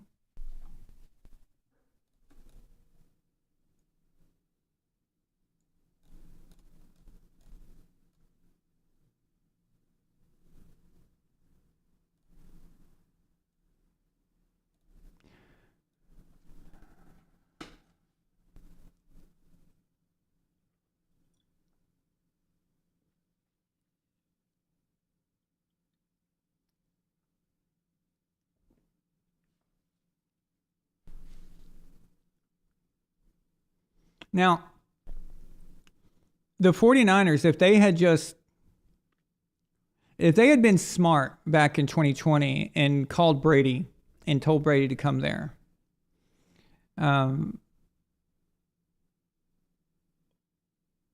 wonder how things would be right now, because would they have an elite quarterback from a year ago? Like what would that quarterback be like? What would he be winning MVP and stuff like that? What if Brady had just retired last year, or like he did, and last year Brock was actually his backup? Like, what would that do for the 49ers, and things like that? Because there's been no challenge to Patrick and the Chiefs. So, not really. There's been like one-offs, little weird moments, but nothing. It's only been Brady. That's it. Brady is his nemesis. And everybody else, And yes, I completely agree. There are weird aspects to it, okay? And Travis Kelce is called differently than any tight end I've ever seen. For some reason, the NFL treats him like he's a wide receiver, so he gets the advantage of using his big size, his big body, and all that. And if you barely touch him, they're going to throw a flag. But other tight ends, they allow other tight ends to get pushed and pulled and things like that. So that's an advantage. That's a weird advantage. Patrick seems to be wildly protected, even more so than Brady was and other quarterbacks. The NFL for a very long time, guys, let's not get it twisted. The NFL has protected star quarterbacks, the most famous. We've seen it. There's a thing with refs that they with quarterbacks they respect, and they see them get hit and they don't want to, and so they react and they throw the flag, and they have that reaction for Patrick. But other quarterbacks, there's nobody else that they seem to be really propping up that way. So I don't know. My biggest problem is these PIs. That's really that I think that's the worst thing. The pass interference calls for the Chiefs are insane. It's absolutely nuts. Go back and watch the 2018 AFC Championship game again, and you'll see some pass interference calls that just make no fucking sense. All right, so both quarterbacks got some bullshit calls. Both Brady and Mahomes both benefited for some bullshit calls, but the PIs on the Patriots defense in that game was atrocious, and the lack of them, okay, or the lack of them for like Gronk. Watch how they coached, watch how they reffed Gronk versus Kelce. The difference between how they treated them. It's appalling. It's so obvious, lopsided. It was just, they made that very clear. So, up a courage.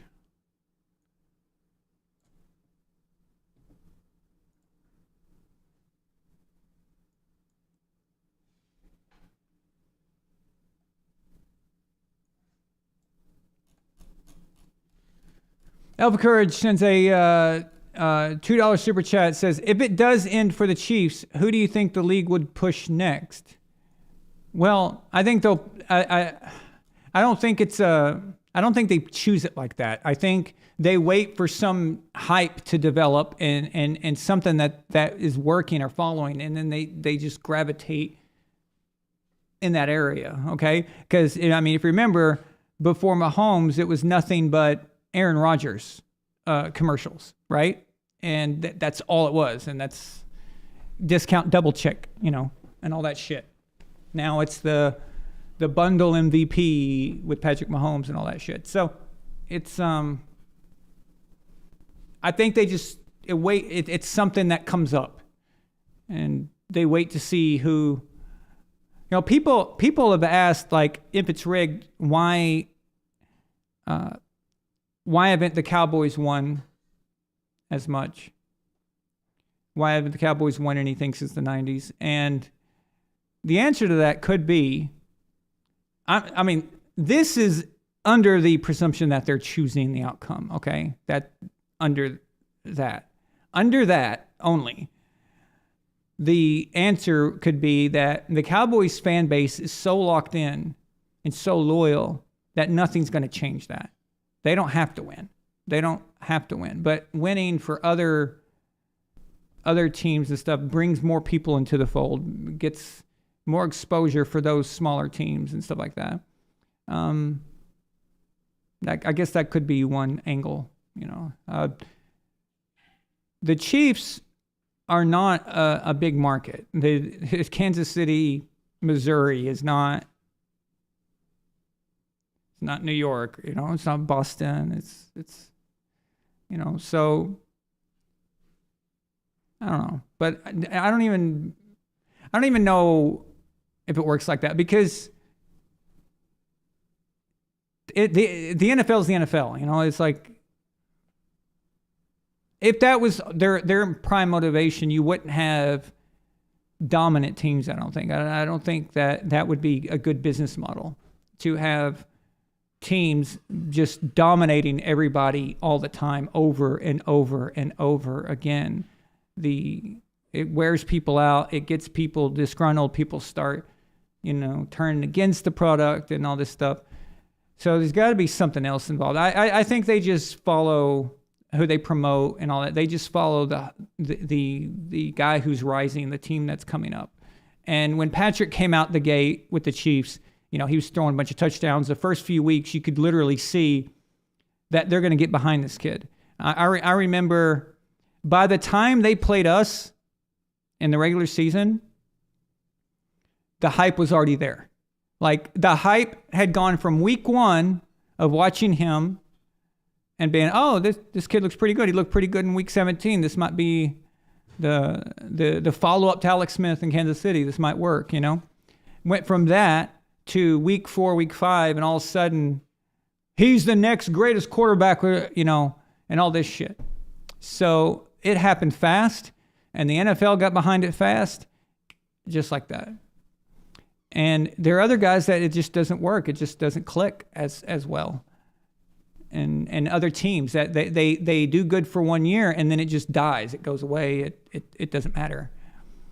So I think that's really kind of how it works there. Because if you remember, the world could not, you know, escape from an Aaron Rodgers commercial, right? A Peyton Manning commercial. Like that was the thing, that you couldn't escape it. So, but again, I know I have, you know, NFL rigged people on here sometimes, and I like to explore different things. I'll interview anybody, but I'm not bought in yet to the whole they know who's going to win and they pick the you know, and all this stuff. I think that the manipulation is through the flags, through the officiating, and if you can't. That's not enough, okay? It's not enough, because you can't be so obvious. You've got to, you know, just touch and go there. You can do little things to keep the game going, but to deliberately, do I think they've done that? Yeah. But do I think it's an ongoing thing all the time? I'm not really sure. So this year is one of the years that I would think, if they ever were going to do it, other than 2021, I knew it was going to happen. And that's why I was able to predict all year long that it was going to be the Rams. I predicted it was going to be the Rams before the season started in our first episode. So, and it wasn't because everyone was like, oh, the Rams are so great, blah, blah, blah. Oh, they made a lot of, you know, brought in a lot of free agents and all this shit. Well, teams do that all the time. I knew they were going to win the Super Bowl because I knew the situation going on here with the stadium and how big a deep shit that Stan Kroenke was in with the NFL in St. Louis situation. They had to have it. Gavin Newsom and all the politicians, businessmen that were developing Inglewood, they were up to they were completely freaking out about everything that was going on.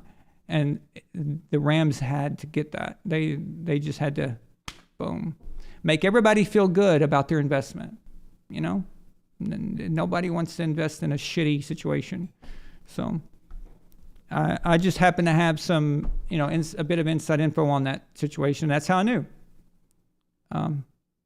But this year, the only thing I can think of is if the NFL wants something like that, it's the Taylor Swift phenomenon. It has brought in record number of women of certain age demographic that they've never had. It's obvious that it's happened. We've seen the numbers. We've seen the merchandise stuff. More little girls are wearing Chiefs stuff that don't even like the Chiefs, don't even like football. And the NFL sees money. And if that's something that they want to continue, they at the very least need the Chiefs in the Super Bowl. Once you get them to the Super Bowl, you don't necessarily need the Chiefs to win. You just get them there. And all the money is made to the hype and then the watching. Okay? Afterwards is really, it doesn't really make much of a difference for them as far as that goes. So, I don't know. Again, this is all speculation. Are they rigging? If that's what they're looking for and stuff. Because the Baltimore Ravens may just beat the living fucking shit out of the Chiefs on Sunday. And there may not be any shady calls or anything. And then that blows that all to hell, you know? That it's like, why didn't they push the Chiefs then? So, again, we're talking about a league that did everything possible to destroy Tom Brady, but still let him win. I mean, you think Tom Brady's going to go along with having his entire name and everything synonymous with cheating for the rest of his life? You think he'd do that? He didn't need to do that. He already had 3 rings. He didn't need to do that. It wasn't him that people thought that about. You want to have him go along with it? Say, oh, you know, pretend like you cheated and stuff, and we'll give you 4 Super Bowls, and it's to keep the drama going and all that. Yeah, I don't think so. I don't think Tom likes being connected to that. I don't think he likes sitting in court like a fucking criminal over something as stupid as airing a football. You know? I don't think you would want your name and everything tarnished and dragged to the mud. And your kids hearing that your dad's a cheater, and kids going to school and other kids telling them, oh, your dad's a cheater. He's the one that cheats at football. Yeah, I don't think that's what you would want for yourself or your family or for Giselle. You think Giselle, a freaking famous supermodel, liked being the wife of a cheater? You know? So, no. It's stupid. The NFL did everything possible to try to disrupt the Patriots' development. Everything. They tried everything they could think of. So there's something to that. There's something there that means that they can only do so much. And that's really it. So, and how much are they willing to do? That's another question. How much is involved? Sometimes it doesn't take much. Sometimes it takes calling a pass interference on a call that's really fucking lame and stupid so the Eagles can't get the ball back. That's all it takes. You got to pick your moments. You got to see your moments. The Rams-Bengals, they tried, but the Rams couldn't do it. The Rams were probably going to lose that Super Bowl. And they got desperate at that last drive, Matthew Stafford's last drive, and they just kept throwing the fucking flags because they're like, fuck, they're never going to get in the fucking end zone. How many times do we have to throw a flag for you guys? Because the Bengals kept stopping them. So they kept giving it to them and kept giving it to them. That was the most obvious and egregious I've ever seen them do it. But that one had to be won. That one had to be done. It had to be. So how far are they willing to go for that stuff? I don't know. It all depends. I bet you they thought they had that Super Bowl sewn up with the Seahawks, though, didn't they? Right? Until enter Malcolm Butler and says, yeah, I'm going to fuck all that up.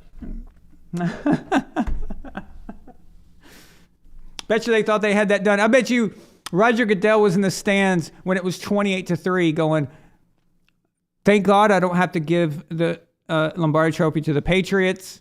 Thank God I don't have to interact with Tom Brady on the stage. After spinning his ass, thank God for the Falcons. And then just shit went wrong. Just everything. It's, boy, that one had to hurt. No one looked more like a bigger douchebag than Roger Goodell did that season. Like, what a fucking clown.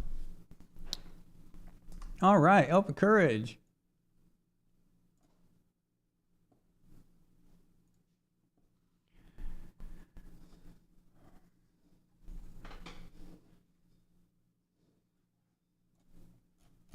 Elf of Courage sends a $2 super chat on Rumble. He says, if the Lions win the Super Bowl, Taylor Swift befriends Jared Goff. Well,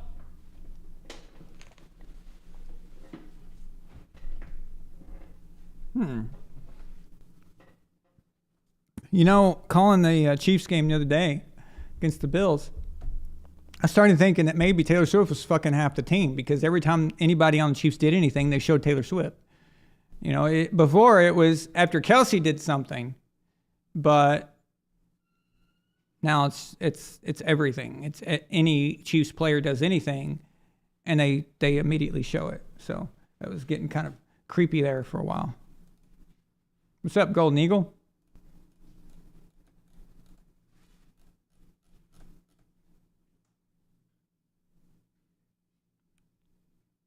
She went to Jared. Good one, Ryan.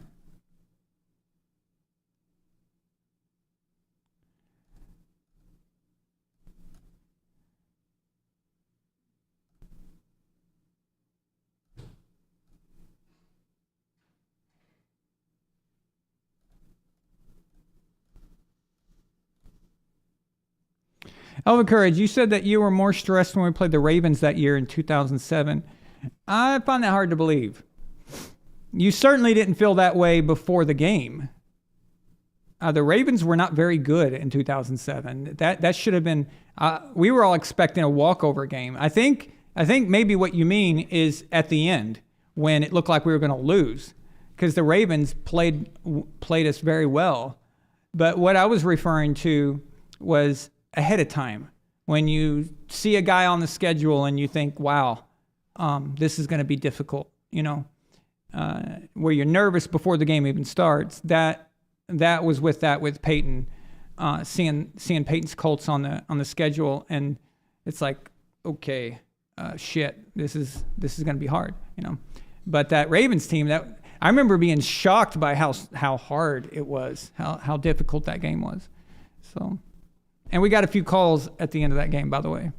So that was. That was an interesting one.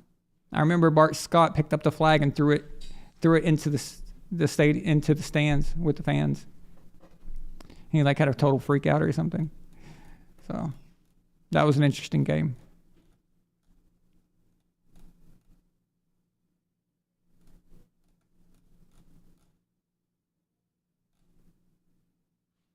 Yeah, so there's a thing going around about the NFL logos.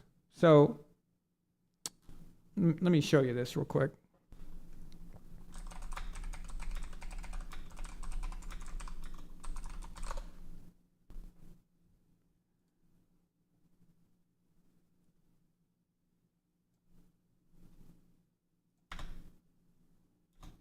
Well, fuck. Okay. I don't know if you guys seen this, but so they're trying to say that the Super Bowls have been predicted. Funnily enough, this series starts with the Super Bowl that I said was rigged, and that's interesting. So you got the Bengals orange and all that, the Rams yellow. The Rams colors should be gold, by the way. Aren't they named after the Golden Fleece? With the ram horns. Jason and the Argonauts. Anyway, I don't know why they went with fucking ugly daytime television yellow. Wake up, LA. Good morning, LA. Supposed to be gold, I think. Anyway, so then the next logo was the Eagles green and the Chiefs red. Then now the logo is, they're trying to say red for the 49ers and purple for the Ravens. Okay, well, so I wanted to investigate this because I thought it was entertaining, actually. So Super Bowl, let's start with Super Bowl 56.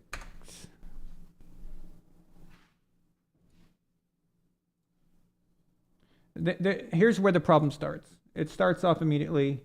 Someone manipulated this meme, okay? So the real logo for Super Bowl 56 doesn't look like that. It looks like this. So the actual logo is a very light tan color. It's not yellow or gold. And that is not orange. That is a peach color. Also, you can see in the logo, it's got the palm trees and stuff. The actual color scheme is a theme of the Grand Theft Auto game. The Grand Theft Auto 5, I think it is. That is based in Los Angeles. They call it San Andreas or something like that. I think they call it that. Yeah, but it's Los Angeles. The game is in Los Angeles. So it's pretty clear that they were going with that color scheme, and that definitely has a vibe, you know, a light daytime sunny vibe to it. Those colors give off that kind of feel. So they had to deepen the colors in order to make this work. So you're already kind of manipulating this thing. So that takes us to Super Bowl 57.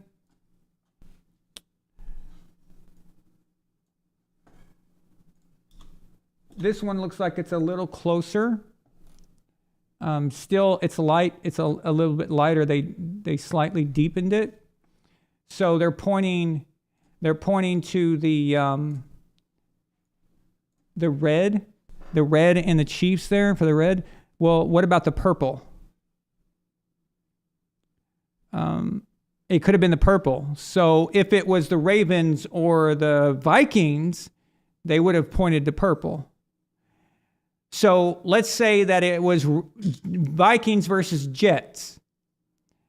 Well, that other green is Jets color, closer to the Jets, right?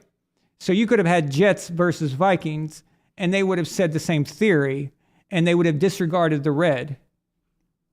Remember, all these logos have red in them, according to these guys, except in the original logo, they changed it to orange to represent the Bengals. Had it not been the Bengals, had it been the Chiefs, they would have changed the hue of that orange, that peach color, and they would have deepened it to red, and they would have changed the hue of that, okay? And just saturated it more.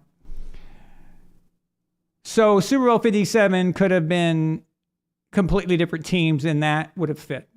And you've got several teams with a green color scheme, and some have multiple colors. Some have, let's say the Jaguars, for example. There's several different shades, like a teal blue that you could alter to fit this sequence as well. And then the purple team could have been the Vikings, or the red. You could have used that with any NFC team that's got red in it. So a vast amount of NFL teams have a red color scheme in them, or a close to red, like an orangish color that you can move over. Okay. Also, Super Bowl 57 logo. This was in Arizona. That color scheme, that red and greenish, purplish thing going on, I lived in Arizona for a while, and I can tell you that color scheme is very common and very popular in the Hispanic communities. Okay, that is a common theme in a lot of things. Even some offices in Arizona, they use that in their logos and stuff. Not the Arizona logo. I'm not talking about the state logo. I'm talking about a lot of the local stuff there. This scheme, when I look at it, I think Arizona because I live there. So if you live there, you kind of know. The canyons are a reddish color in Arizona. So they're going to have a red, the red, purple, whatever. Okay, I get that. The green, the rest of it green, again, I don't care, honestly. So this is a stretch. A green team versus a red team, this is going to happen. It could have been, again, purple. Could have been... it could have been the Dolphins, okay? It could have been the Dolphins versus the Vikings, and you could have used this. You could say this about a lot of stuff. All right.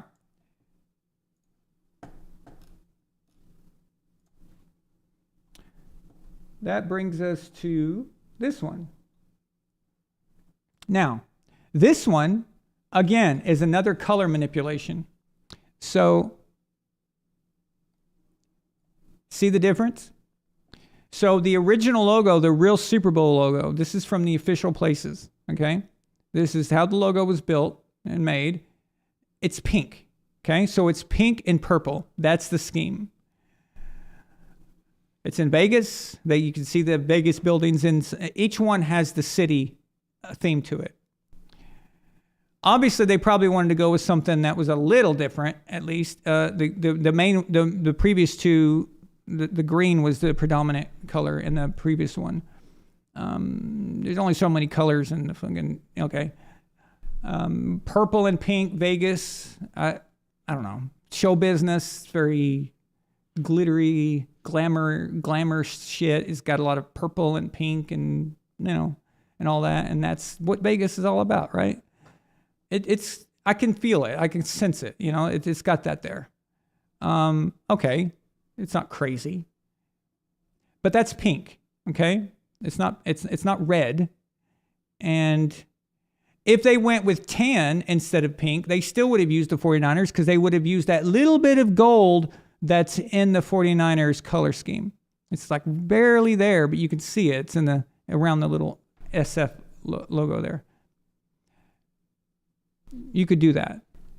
The purple is a bit off as well. So they had to alter it. So the original purple is actually not really Ravens purple. It's not even Vikings purple. It's a little different. So there you go. Okay. So on the red, they had to deepen it in order to fit the 49ers. And there you go. That's it. So what are they going to do if it's, the Lions and Chiefs? Well, are they going to change the hue of the purple into blue? I mean, I don't know. There you go. So this is, I would mark this down as stupid. Okay. I mean, it just doesn't, I don't know. It's ridiculous. It makes other real things that should be looked at, other theories and stuff like that. It distracts from real stuff that actually should be looked at, like these horrible fucking calls. Okay, these weird missed calls, and why you can't criticize the refs. Talking about logo color schemes in a league with 32 teams, and most teams have more than 2 colors in them somewhere in their logo, if you count white or black. You could do that with anything. So the only problem is, why did it start with Super Bowl 56?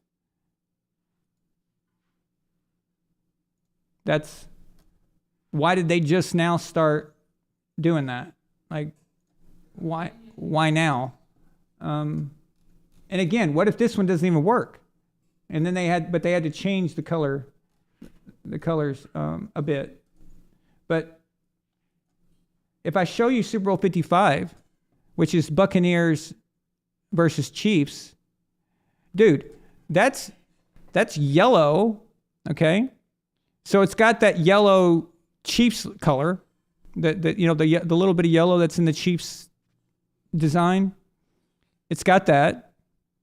But that blue is teal blue. That's the Dolphins.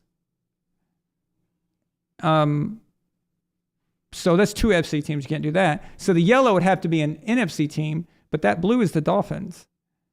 That looks like the Dolphins, right? They got fucking nowhere near the Super Bowl that year. If you alter the color a little bit, you could say it was the Jaguars, a part of their colors, but you'd have to change it some. That's weird. Very weird. So for some reason, that one doesn't work. So it only starts when it was convenient enough for them to alter the scheme. Anyway.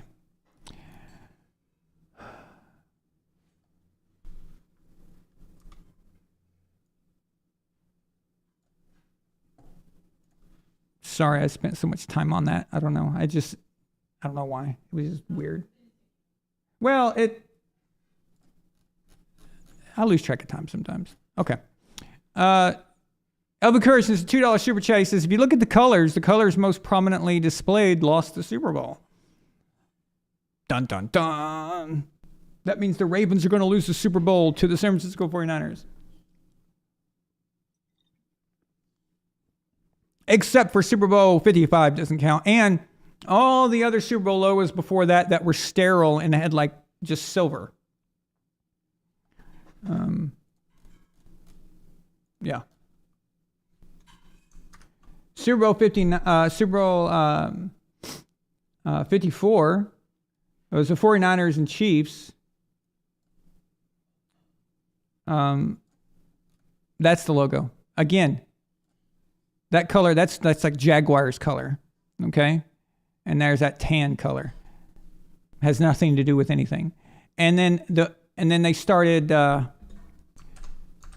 and then before that, it was that series of that sterile silver color with a little bit of a solo color kind of in the background, like the Patriots Super Bowls, Super Bowl 49, Super Bowl 51, and 53 all had that. They all had the same look, with no color or a little bit of color. I don't know.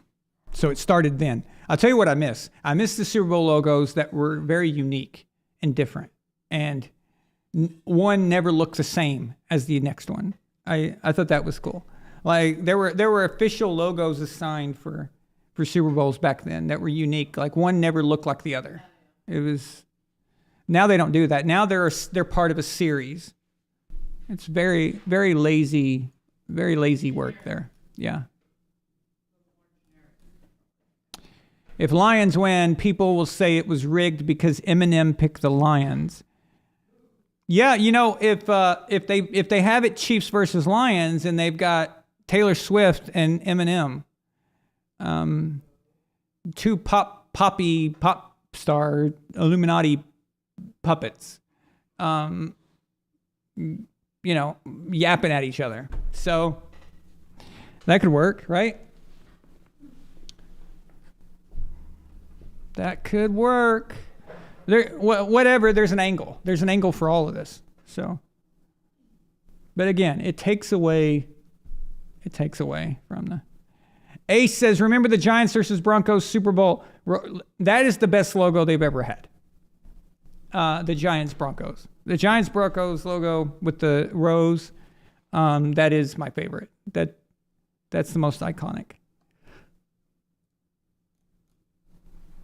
You show anybody that logo, they know what that is. They're like, oh yeah, Mastermind, what's up? Yeah, man. I like Rumble a lot. If you guys comment on the Rumble chat, I'll read it out loud. If you're on YouTube, the link to the Rumble chat is at the top. It's pinned to the top of the chat there.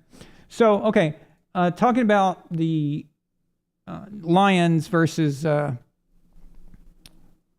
49ers game. So the Packers were able to run the ball a bit. So you guys saw Aaron Jones and what he was able to do against the 49ers, which is interesting.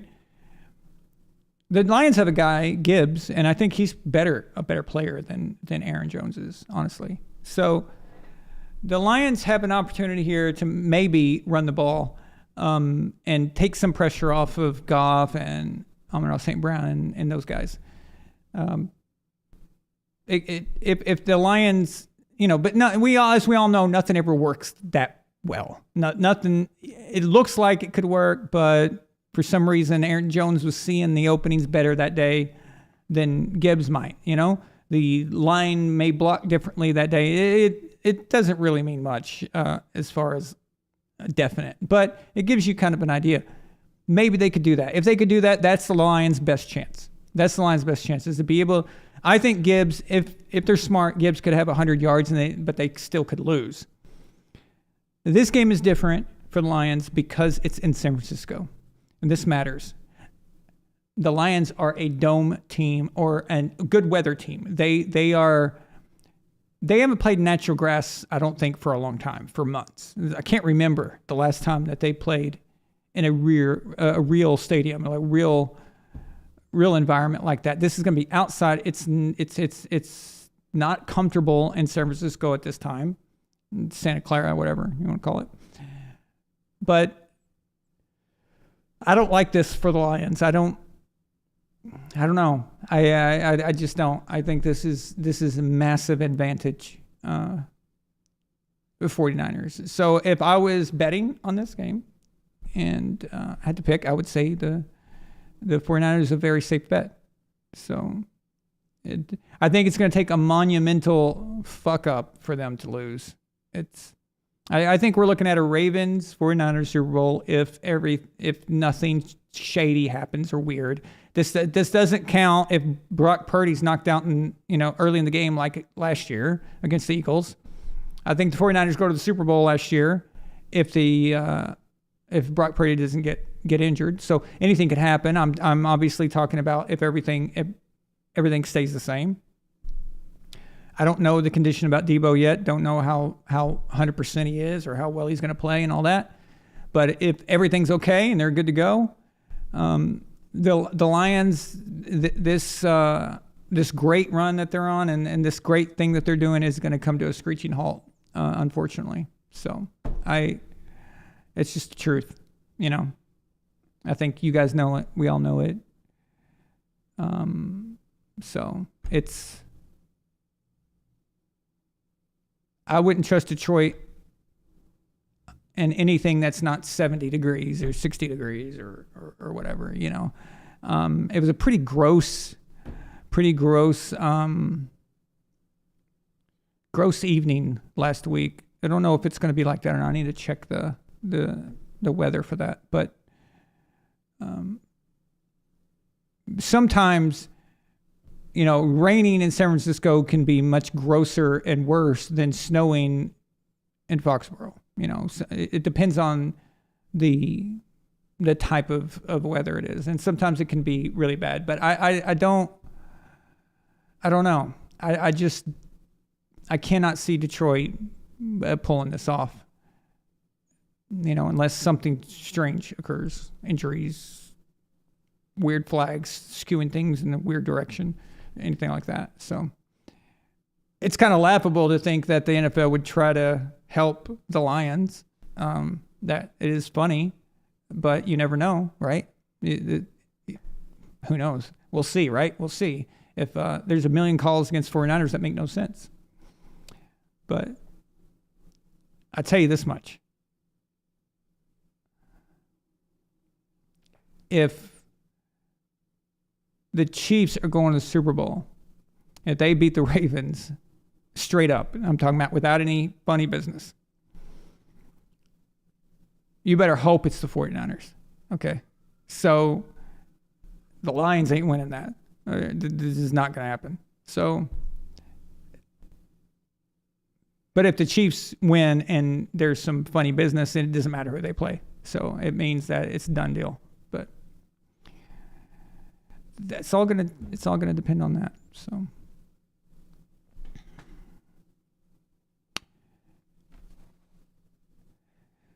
could you imagine Lions Super Bowl champions? That's very bizarre. That is so bizarre. That'd be so weird. Damn.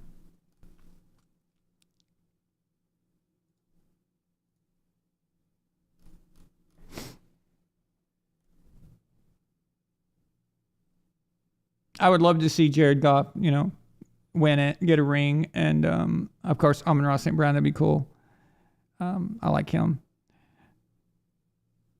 Those Lions fans, you know, watching them freak out over a wild card win was insane. It's really gives you the perspective, you know. We've watched our guy win 7 Super Bowls, 10 championship game victories, countless other playoff victories, regular season games. And they were freaking out over a wild card win over the Rams.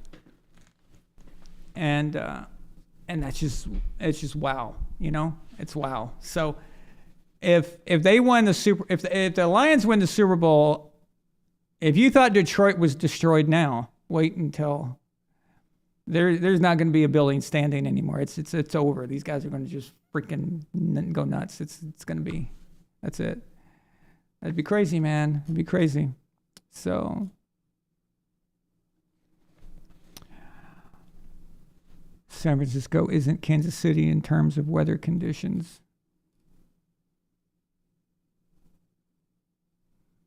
Who said it was?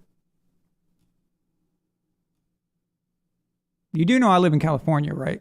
I am aware of the weather conditions in San Francisco. Mastermind says, I'd love a Lions-Ravens Super Bowl. Give Detroit something to feel proud of.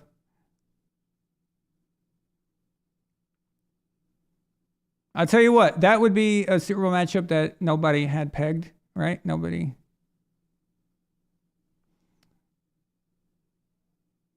Guess who the Super Bowl this year is going to be? It's going to be the Lions and Ravens. What? What? If they win it all, damn, more power to them. Gotta go, guys. Nice seeing you. Okay, yeah, I'm about to wrap up. So, you know, it's gonna be fun. Thank you, Elf. Thank you. Elva Courage kindly said, it's been 50 minutes since I've said Lambeau Field for the second time. Yes, I'm being very careful now. Apparently, I keep thinking that all games are played at Lambeau Field. So, you never know. I may do it again. So, you just watch on Sunday when I'm calling the game. I'm like, here we are, Chiefs versus Ravens live at Lambeau Field. Wait, what? You know, so we'll see. Now that I've said it twice tonight, now it's a part of me, so it may just keep happening. You just never know. Okay. I'm going to just take a quick look at the internet and see if there's anything else I wanted to say.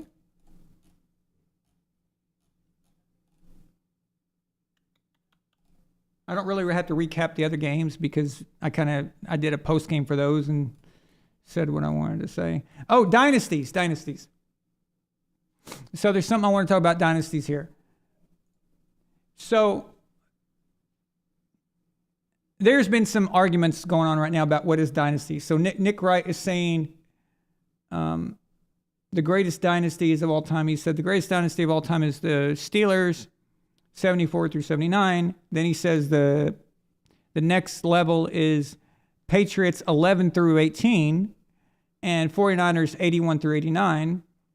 And then the third tier is the Cowboys 92 to 95, Patriots 01 to 04, and Chiefs 19 to 2023.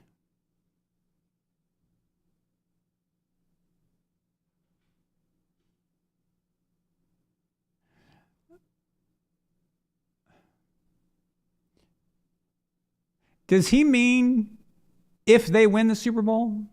Is that what he's talking about? I think.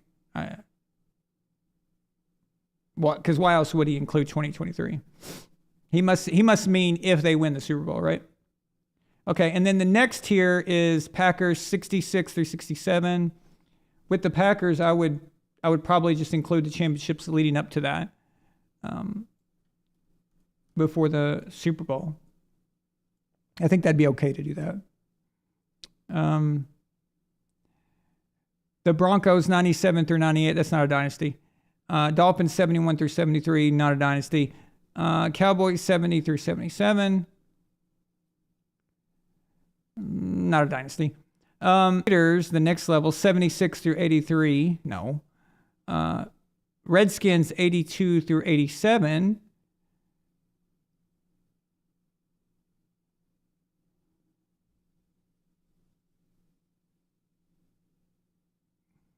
Yeah, you could say that, I guess. Giants 86 through 90, no. New York Giants 07 through 11, no. And then the most head scratching of all, the Buffalo Bills 90 through 93. So in Nick Wright's world, you don't even need to win a Super Bowl to get on this tier list. There are only a handful of dynasties in NFL history, and he's managed to put up around 11. What the fuck is this guy doing? Like, this doesn't even make sense. Now, I will say, so this got me thinking about dynasties. I think it's wrong, and I know this might be a hot take here, but I think I'm rethinking how we look at dynasties. I don't think that the Patriots have a 20-year dynasty. I don't think that when you're comparing dynasties to other ones, I don't think we've been doing that, but I don't think it's correct. I don't think it's right. There was a 10-year span where there was no win. So I think they're two different dynasties. I think that we need to, so in this case, he's got that correct. The separating the two, I think, is probably the best. I think that's, because here's why. If you count the 10 years in between the Patriots and just have it completely, now again, I know this is going against what I've said in the past, but I'm just rethinking it and looking at it from a different perspective now. But that means that we're setting a precedent that it's about the team's logo or the quarterback or the one head coach. And as long as all of those things, well, what does that mean though? That changes stuff, right? That's how do we apply that to the other dynasties is what I'm asking. So I've never believed, and I've always maintained this, that I don't think that a dynasty is 3 Super Bowls in 4 years. I never thought that. I never believed that. And I know people do believe that, and they think that. And they've only got that because they got that from the Cowboys, and then the Patriots did it. And then after that, that became like the thing that you have to do. Well, that doesn't make sense. I think you need to, here's the rules. This is the rules, I think. You need 3, okay? 3. If you don't have 3, you're not a dynasty. Sorry, it doesn't even matter, okay? You won twice, you had a good run, great. But you need 3. The word dynasty is a massive word. We're talking about complete just dominance of a time period. But you need 3. That's the qualifier. Where I think we can change it, or not change it, but give more league room, is I don't think they have to be consecutive. In the NFL, it's very difficult. That's why no one's won 3 straight. So the best anyone's ever done is gone back to back. We haven't had it back to back in 20 years. It's about to be 20 years probably, unless the Chiefs do it.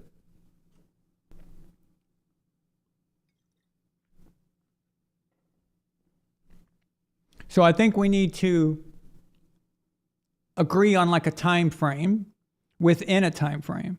So, for example, the 19 Chiefs win. 2022 Chiefs win. But that's 2 years in between. So that's 2 where they didn't win, right? If they win now, I think you can count 2019. If they lose Sunday and then they win next year, So they've got a Super Bowl win in 2019, 2022, and 2024. I think that's a dynasty.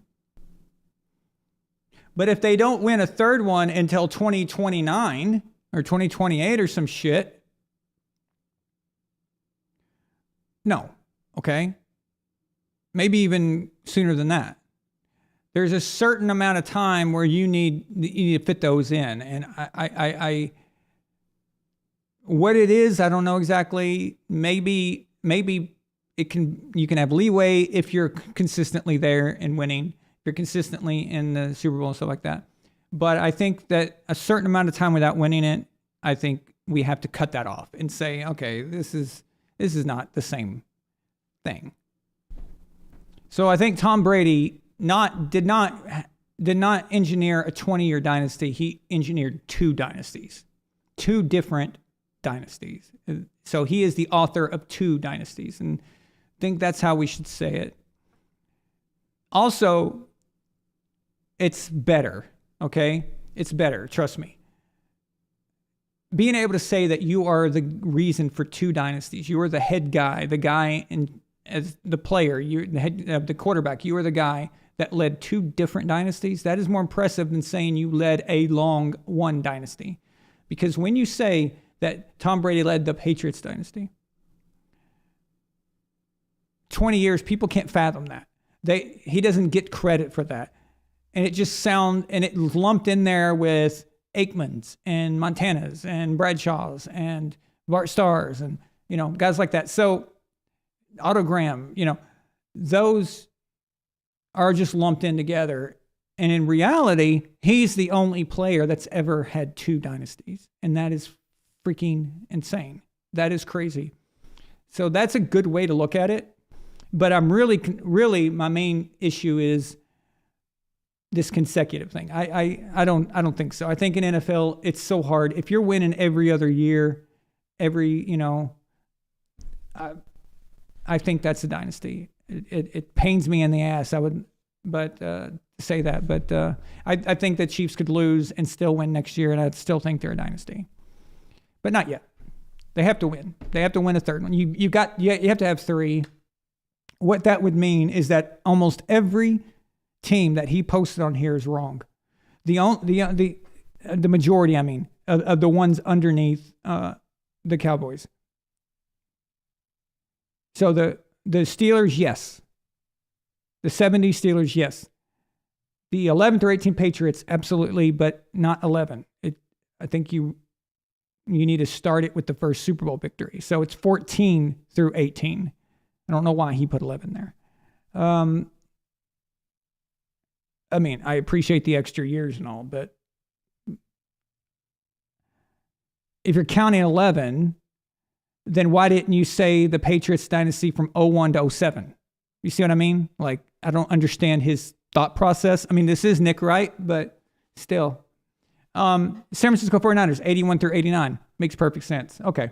Dallas, 92 to 95. Yes. 01 to 04.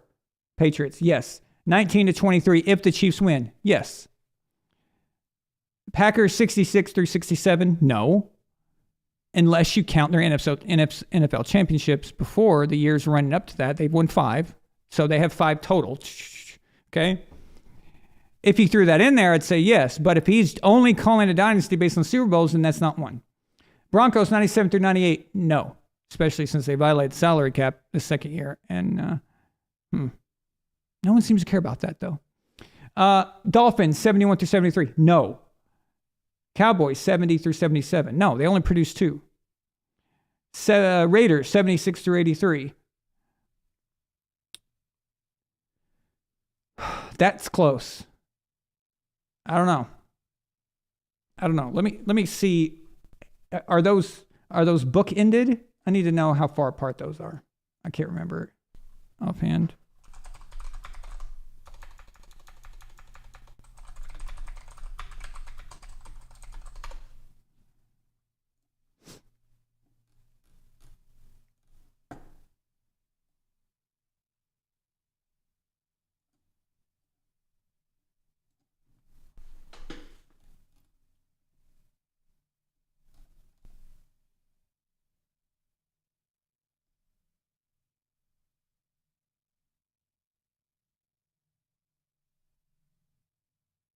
Okay. So the Raiders beat the Vikings in 76. Raiders beat the Eagles in 81.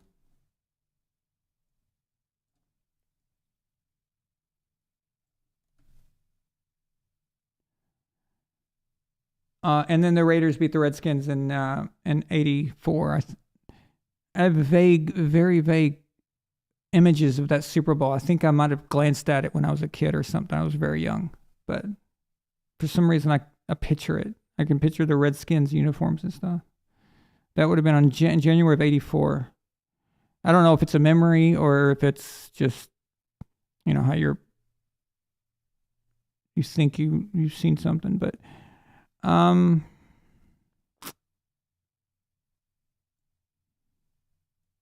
that's close. That's close. I don't know. It's close. If it's not, it's close.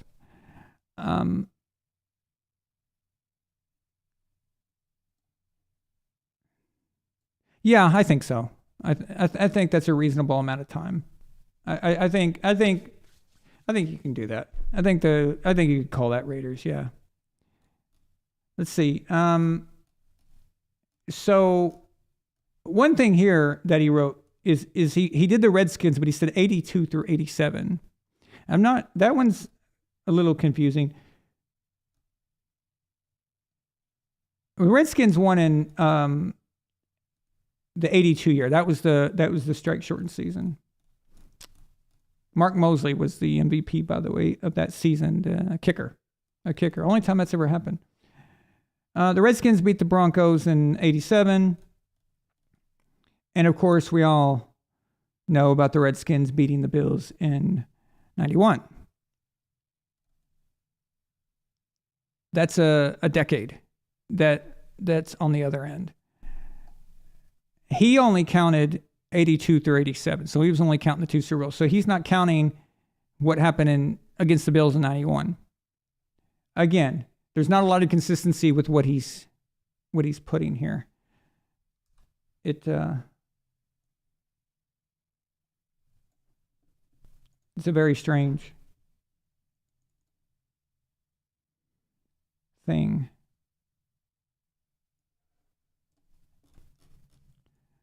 So yeah, that's what you got there. Now the Redskins is interesting because it's all the same coach. It's Joe Gibbs, 3 different quarterbacks, Theismann, Doug Williams, and I think Jay Schrader was the other one. Jalen, help me out. Is Jay Schrader the other Redskins Super Bowl quarterback to win? It was Theismann, Doug Williams. Doug Williams was MVP. Was Schrader the other one?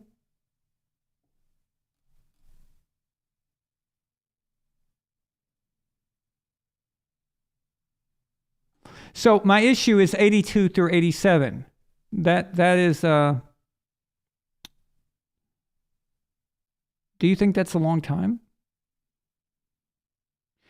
Do you think it's 87 and 91 that should? I don't know. It's interesting.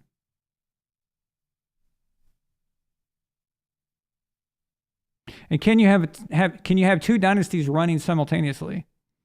I guess that wouldn't matter, would it? Or would it?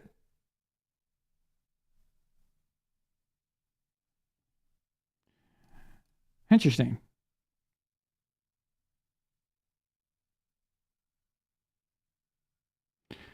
Well, I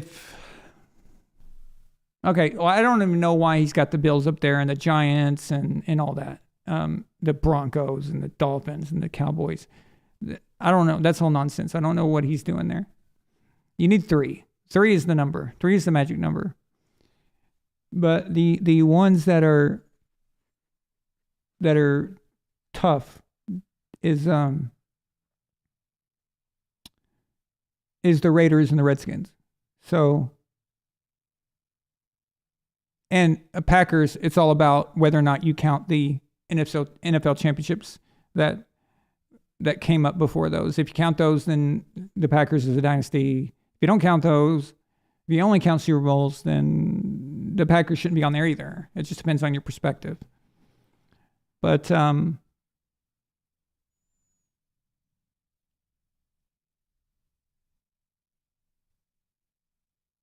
evidently it's Super Bowl era dynasties, but it says all time. So he's not counting the NFL before the Super Bowl. So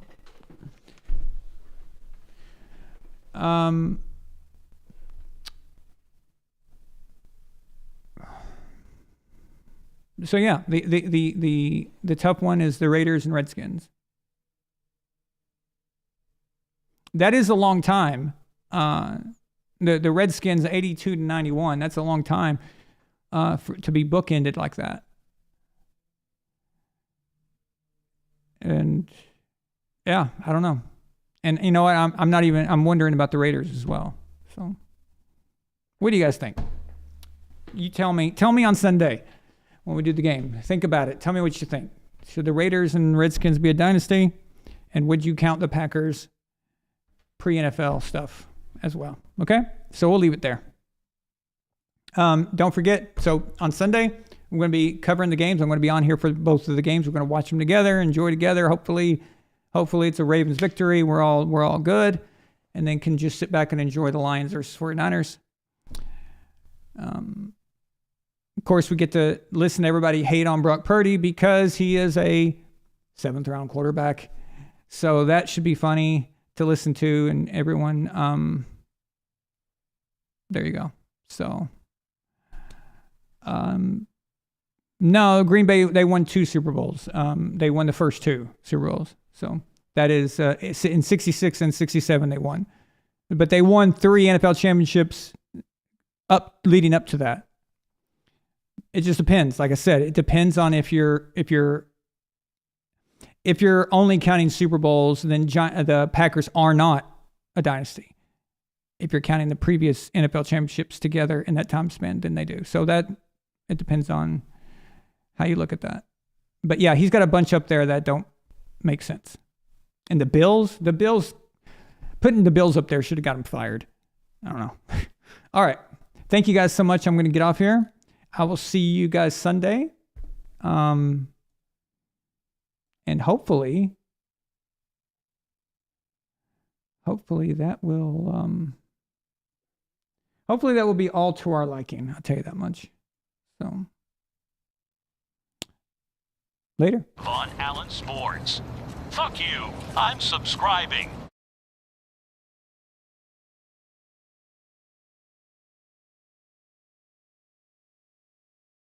This is the man with the most badass name in sports. The Pharaoh, the Egyptian god himself, Amon-Ra St. Brown. And on behalf of my man Von Allen, we want to thank you for your support. Let's fucking go.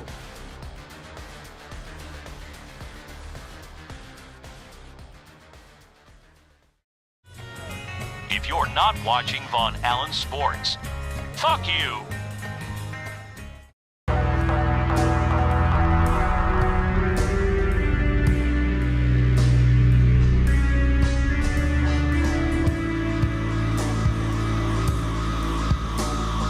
Von Allen Sports.